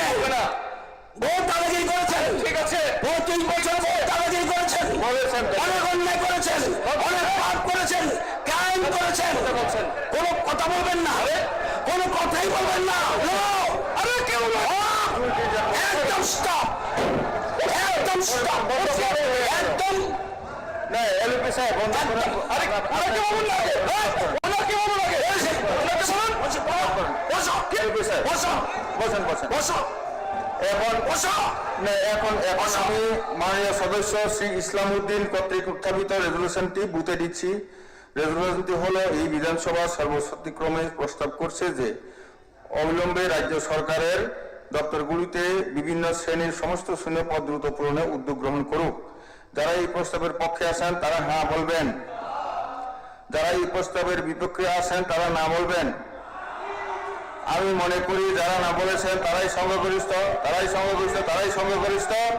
অতএব মাননীয় সদস্য ইসলামউদ্দিন আনিত রেজুলেশনটি সবার বাতিল হলো। ওয়ার্কআউট করো, ইয়েস বাতিল হলো। ইয়েস, ওয়ার্কআউট করো ভাই, ওয়ার্কআউট করো। আর বসেন বসেন রাজ্যবাসী দেখে যা, আরো রয়েছে রাজ্যবাসী দেখে যা, আরো হয়েছে, থাকো। বসেন আরে বসেন শুনেন অধৈর্য হবেন না, সবাই শুনবেন। দ্বিতীয় রেজুলেশনটি এনেছেন মাননীয় সদস্য শ্রী তফাজ্জল হোসেন। আমি এখন মাননীয় সদস্য শ্রী তফাজ্জল হোসেনকে অনুরোধ করছি ওনার রেজুলেশনটি সবাই উত্থাপন করে আলোচনা শুরু করার জন্য। ধন্যবাদ মাননীয় স্পিকার। আজকে এই পবিত্র বিধানসভায় আমি যে বেসরকারি প্রস্তাবটি পেশ করতে যাচ্ছি সেটি শুধু ইনফরমেশন টেকনোলজি ডিপার্টমেন্টের মধ্যে সীমাবদ্ধ নয়। এই প্রস্তাবটি আগামী দিনের নেক্সট জেনারেশন তথা যুব সমাজের ভবিষ্যৎ তথা কর্মসংস্থান এবং ত্রিপুরা রাজ্যের অর্থনীতি। রেজুলেশনটা আগে পরে নিন। পড়ছি স্যার, আগে পরে নিন প্লিজ। এটা পরে তারপর আপনি পড়ছি বলবেন। স্যার, আগে পরে তারপর। এটি আমাদের জন্য আমার উত্থাপিত বেসরকারি প্রস্তাবটি হলো রাজ্যের যুব সমাজের কর্মসংস্থান বৃদ্ধি ও তথ্য প্রযুক্তি নির্ভর অর্থনীতি গড়ে তুলতে ত্রিপুরা ইনফরমেশন টেকনোলজির ব্যবস্থাপনার যথাযথ সম্প্রসারণ সহ স্টার্টআপ হাব গড়ে তোলার লক্ষ্যে ত্রিপুরা সরকার নতুন করে আরো উপযুক্ত কিছু পদক্ষেপ গ্রহণ করুক। আরেকবার বলবো স্যার, তাদেরকে একবারই যথেষ্ট। এরপরে প্রথম পরে তারপরে শুরু করেন। আচ্ছা, আপনার কি যুক্তি আছে বলুন। আচ্ছা, এই পবিত্র বিধানসভায় আমার এই প্রস্তাবটি শুধু ইনফরমেশন টেকনোলজি ডিপার্টমেন্টের মধ্যে সীমাবদ্ধ নয়, এটি নেক্সট জেনারেশন অর্থাৎ আগামী প্রজন্ম, তার ভবিষ্যৎ এবং কর্মসংস্থান এবং আমাদের ত্রিপুরা সরকারের ইকোনমি অর্থনীতি কোন দিকে যাবে তার সাথে সরাসরি যুক্ত। আমি আজকে একটু পরিষ্কার করে বলতে চাই, এই প্রস্তাবটি, এই বেসরকারি প্রস্তাবটি কোনো বেসরকারি কোথায় আপনি পাচ্ছেন? কোনো রাজনৈতিক প্রস্তাব নয়। তাই আমি অনুরোধ করব সরকার দলের যারা মাননীয় সদস্যগণ আছেন এবং মন্ত্রীগণ আছেন এবং বেসরকারি অর্থাৎ বিরোধী দলের যারা সদস্যগণ আছেন তাদেরকে অনুরোধ করব সমর্থন করার জন্য। ঠিক আছে। আজকের এই প্রস্তাবের কেন্দ্রবিন্দু আগামী দিনের যুব সমাজ। মাননীয় স্পিকার স্যার, আমরা এমন একটি সময় বাস করছি যখন পৃথিবী অর্থনীতি দ্রুত বদলাচ্ছে, এমন একটা সময় ছিল শিল্প বলতে বোঝানো হতো factory, machinery, land, physical production. আজকের পৃথিবীতে একটি কম্পিউটার, আজকের পৃথিবীতে যদি একটি শিক্ষিত বেকারের কাছে একটি কম্পিউটার, একটি ব্রডব্যান্ড ল্যান্ড কানেকশন থাকে, একটি স্কিল টিম বা একটি ইনোভেটিভ আইডিয়া দিয়ে বিশ্বের বাজারে ব্যবসা করা সম্ভব। আজ একজন তরুণ আগরতলায় বসে আমেরিকার একটি কোম্পানির জন্য সফটওয়্যার তৈরি করতে পারে। একজন যুবক কমলপুর কৈলাস শহর বসেও গ্রাফিক ডিজাইন তৈরি করতে পারে এবং কাজ করতে পারে। একজন তরুণী ত্রিপুরায় বসে দেশের অন্য প্রান্তের কাস্টমারের জন্য প্রফেশনাল সার্ভিস দিতে পারেন। অর্থাৎ কর্মসংস্থানের জন্য সবসময় কর্মস্থানের কাছে যেতে হবে, এই পুরনো ধারণাটি এই টেকনোলজির জমানায় এসে ভেঙে দিয়েছে। এটাই আমাদের বড় সুযোগ। ভারতের পরিবর্তিত অর্থনীতির দিকে যদি আমরা তাকাই, ভারতের পরিবর্তিত অর্থনীতি মানে কি?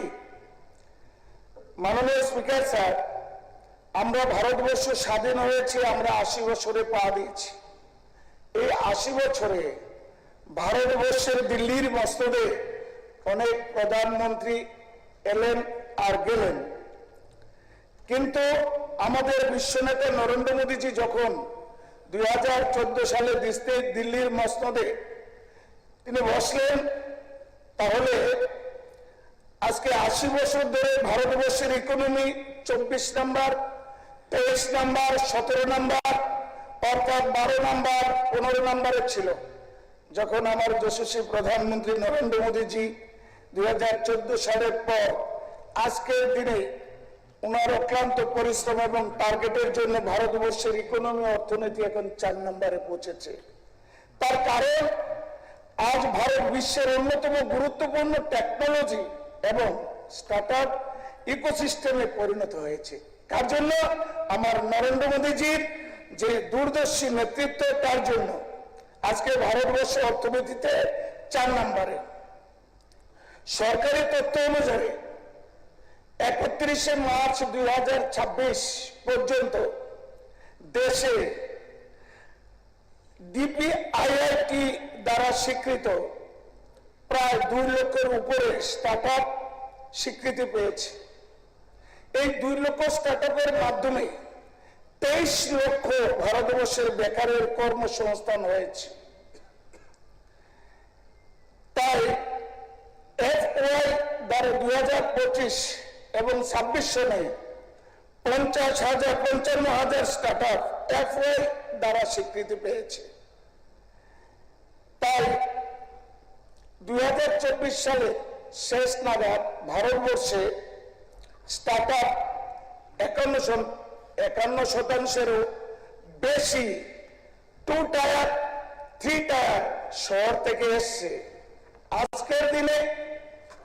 আজকের দিনে অর্থাৎ স্টার্টআপের জন্য ব্যাঙ্গালোর, হায়দ্রাবাদ, বোম্বাই, গুজরাট, দিল্লির প্রয়োজন নেই। আমাদের আগরতলার মতো ছোট শহরে স্টার্টআপ হাব তৈরি করা যায়। সুতরাং ইনফরমেশন টেকনোলজি এখন আর কেবল কম্পিউটার সায়েন্স গ্রাজুয়েটদের বিষয় নয়, কমার্সের ছাত্ররাও সেটা করতে পারে, আর্টসের ছাত্ররাও সেটা করতে পারে, সায়েন্সের ছাত্ররাও করতে পারে, পলিটেকনিক্যালের ছাত্ররাও করতে পারে, সাধারণ গ্রাজুয়েট সকলের জন্য টেকনোলজি বেসড এমপ্লয়মেন্ট এর দরজা খুলেছে। আমাদের কাজ হলো এই দরজাটি ত্রিপুরা যুবকদের সামনে আরো বেশি করে খুলে দেওয়া। মাননীয় স্পিকার স্যার, আমি অত্যন্ত আনন্দের সঙ্গে বলতে চাই যে আমাদের রাজ্যে সরকার এই বিষয়ে সদর্থক চিন্তা ভাবনা করছেন। আইটি সেক্টরকে এগিয়ে নিয়ে যেতে ইতিমধ্যে রাজ্য সরকার বেশ কিছু গুরুত্বপূর্ণ উদ্যোগ গ্রহণ করেছেন। যেমন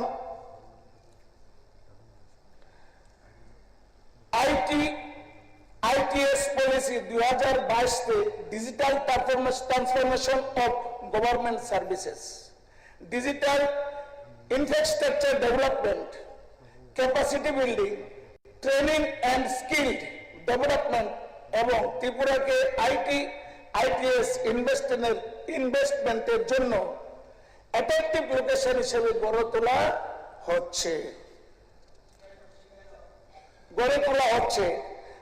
আমার এই প্রস্তাবের মূল লক্ষ্য হচ্ছে এই 7টি স্তম্ভকে এক জায়গায় নিয়ে আসা।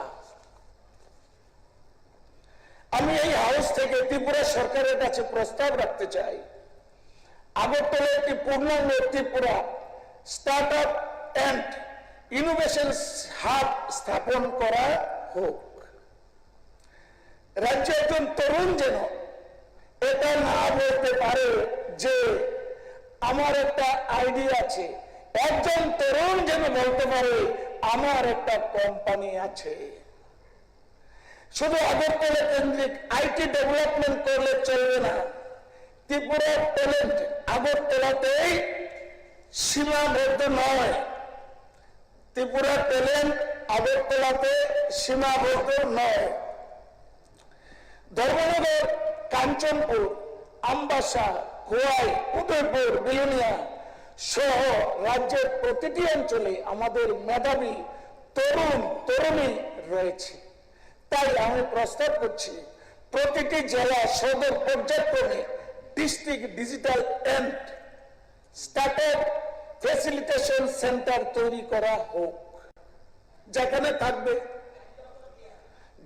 থাকবে high speed internet, computer working facilities, online training, digital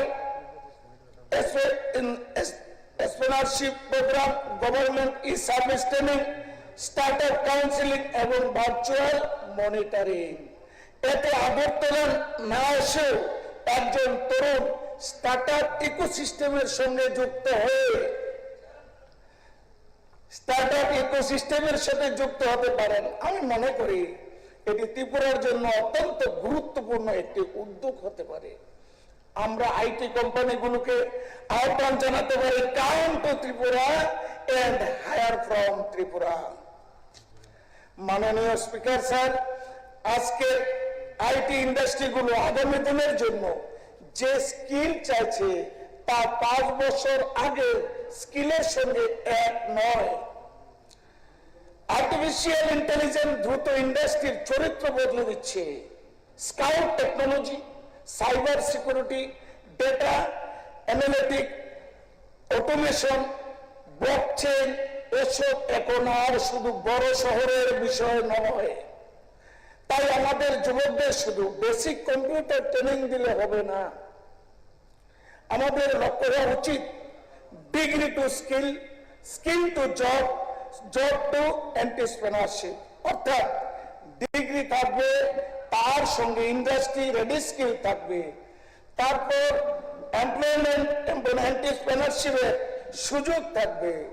আমাদের বিশ্ববিদ্যালয় কলেজগুলোকে স্টার্টআপ ইকোসিস্টেমের সঙ্গে আরো নিবিড়ভাবে যুক্ত করতে হবে। সম্ভব হলে অধিকাংশ কলেজ ইনোভেশন ক্লাব এবং এন্টারপ্রেনারশিপ সেল গড়ে তোলা যেতে পারে। প্রতি বছর ত্রিপুরা স্টুডেন্ট দ্বারা ইনোভেশন চ্যালেঞ্জ প্রোগ্রামের প্রয়োজন করা যেতে পারে, যেখানে ছাত্রছাত্রীরা নিজেদের আইডিয়া উপস্থাপন করে সেরা আইডিয়াগুলোকে টেকনোলজি সাপোর্ট মার্কেটিং লিঙ্কেজ দেওয়া যেতে পারে। তাহলে আমরা হয়তো আজকের কলেজ স্টুডেন্টের মধ্যে আগামী দিনের এন্টারপ্রেনারশিপ খুঁজে পাব।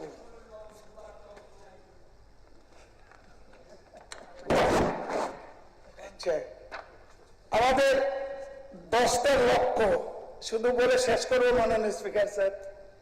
আচ্ছা, লাস্ট, আমি বিশ্বাস করি আমাদের সামনে দুটি পথ রয়েছে। একটি হলো আমরা বলবো ত্রিপুরা ছোট রাজ্য, আমাদের সুযোগ কম, আর অন্যটি হলো আমরা বলবো ত্রিপুরা ছোট রাজ্য, তাই আমরা স্মার্ট টেস্ট হব। আমাদের কাছে বড় মেট্রোপলিটন সিটি নেই, কিন্তু আমাদের কাছে মেধাবী যুবক আছে, আমাদের কাছে শিক্ষিত তরুণ প্রজন্ম আছে, আমাদের কাছে ইংলিশ এবং কম্পিউটার লিটারেচার একটি শক্তি ভিত্তি আছে, আমাদের কাছে প্রাকৃতিক সৌন্দর্য আছে, আমাদের কাছে শান্তিপূর্ণ পরিবেশ আছে, আমাদের কাছে নর্থ ইস্টের গেটওয়ে হওয়ার সম্ভাবনা আছে। তাই এই প্রস্তাবটি ত্রিপুরা যুব সমাজের হয়ে এখানে আমি উত্থাপন করেছি। একজন তরুণী যেন নিজের বাড়ি থেকে একটি ডিজিটাল এন্টারপ্রাইজ পরিচালনা করতে পারে, একজন কলেজ স্টুডেন্ট যেন গ্রাজুয়েশনের আগে নিজের স্টার্টআপের স্বপ্ন দেখতে পারেন। আর সব থেকে বড় কথা, আমাদের ছেলেমেয়েরা যেন ত্রিপুরা থেকে পৃথিবীর সঙ্গে যুক্ত হতে পারেন। এটি একটি সময় ছিল যখন আমরা বলতাম চাকরি কোথায়। আমি চাই আগামী দিনে আমাদের যুবকরা বলুক, চাকরি চাই না, আমি একটি এন্টারপ্রাইজ তৈরি করতে চাই।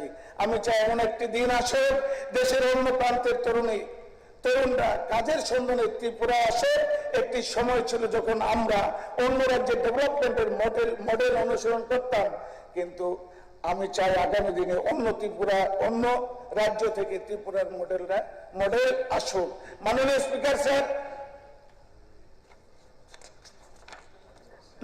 স্পিকার স্যার, ত্রিপুরা আইটি সেক্টরকে শুধু একটি ডিপার্টমেন্ট অ্যাক্টিভিটি হিসাবে না দেখে একটি ইকোনমিক মিশন হিসাবে দেখতে হবে। স্টার্টআপ হাবকে শুধু একটি বিল্ডিং হিসাবে না দেখে একটি নতুন প্রজন্মের কর্মসংস্থান সৃষ্টির কেন্দ্র হিসাবে দেখতে হবে। আর আমাদের যুব সমাজকে শুধু চাকরির প্রার্থী হিসাবে না দেখে future entrepreneur, innovator or employer এবং গ্লোবাল প্রফেশনাল হিসেবে দেখতে হবে। সেই লক্ষ্যে আজ আমি সম্মানিত সবাই, সরকারি ও বেসরকারি এবং বিরোধী পক্ষের মাননীয় সদস্যবৃন্দদের কাছে আবেদন জানাচ্ছি, দলমত নির্বিশেষে এই গঠনমূলক প্রস্তাবটিকে গ্রহণ করা হোক। এই হাউস থেকে রাজ্যের সরকারকে অনুরোধ করা হোক ত্রিপুরার ইনফরমেশন টেকনোলজির ব্যবস্থা আরো ব্যাপক সম্প্রসারণ, আধুনিক design, infrastructure, industry oriented skill development, একটি পূর্ণাঙ্গ Tripura startup and innovation hub গড়ে তোলার জন্য প্রয়োজনীয় নতুন পদক্ষেপ গ্রহণ করা হোক। আমার এই একটি গড়ে তোলা হোক। আমরা এখন একটি ত্রিপুরা গড়ে তুলতে চাই, যেমন প্রযুক্তি শুধু মোবাইল ফোনে থাকে না, প্রযুক্তি থাকবে শিক্ষায়, প্রযুক্তি থাকবে কৃষিতে, প্রযুক্তি থাকবে শিল্পে, প্রযুক্তি থাকবে প্রশাসনে, প্রযুক্তি থাকবে স্বাস্থ্য পর্যটনে এবং সর্বোপরি প্রযুক্তি থাকবে আমাদের যুব সমাজের হাতে। কারণ আজকের প্রযুক্তি বিনিয়োগ মানে আগামী দিনের কর্মসংস্থানের সুযোগ।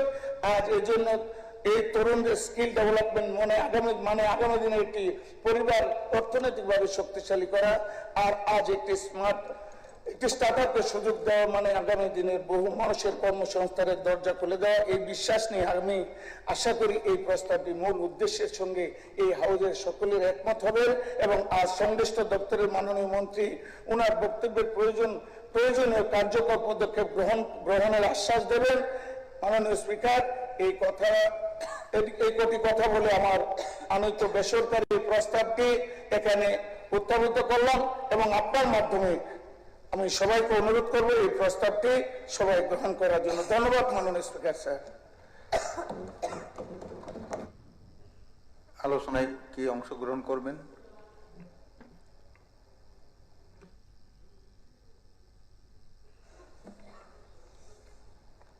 মাননীয় স্পিকার স্যার, আজ মাননীয় সদস্য শ্রী ত্রপাদ্দল লুসান মহাশয় প্রাইভেট মেম্বার রেজলিউশনের যে প্রস্তাবটি উত্থাপন করেছেন, রাজ্যের যুব সমাজের কর্মসংস্থান বৃদ্ধি ও তথ্য প্রযুক্তি নির্ভর অর্থনীতি গড়ে তুলতে ত্রিপুরায় ইনফরমেশন টেকনোলজির ব্যবস্থাপনার যথাযথ সম্প্রসারণ সহ স্টার্টআপ গড়ে তোলার লক্ষ্যে রাজ্য সরকার আরও উপযুক্ত পদক্ষেপ গ্রহণ করুক। আমি এই প্রস্তাবকে সম্পূর্ণরূপে সমর্থন করছি।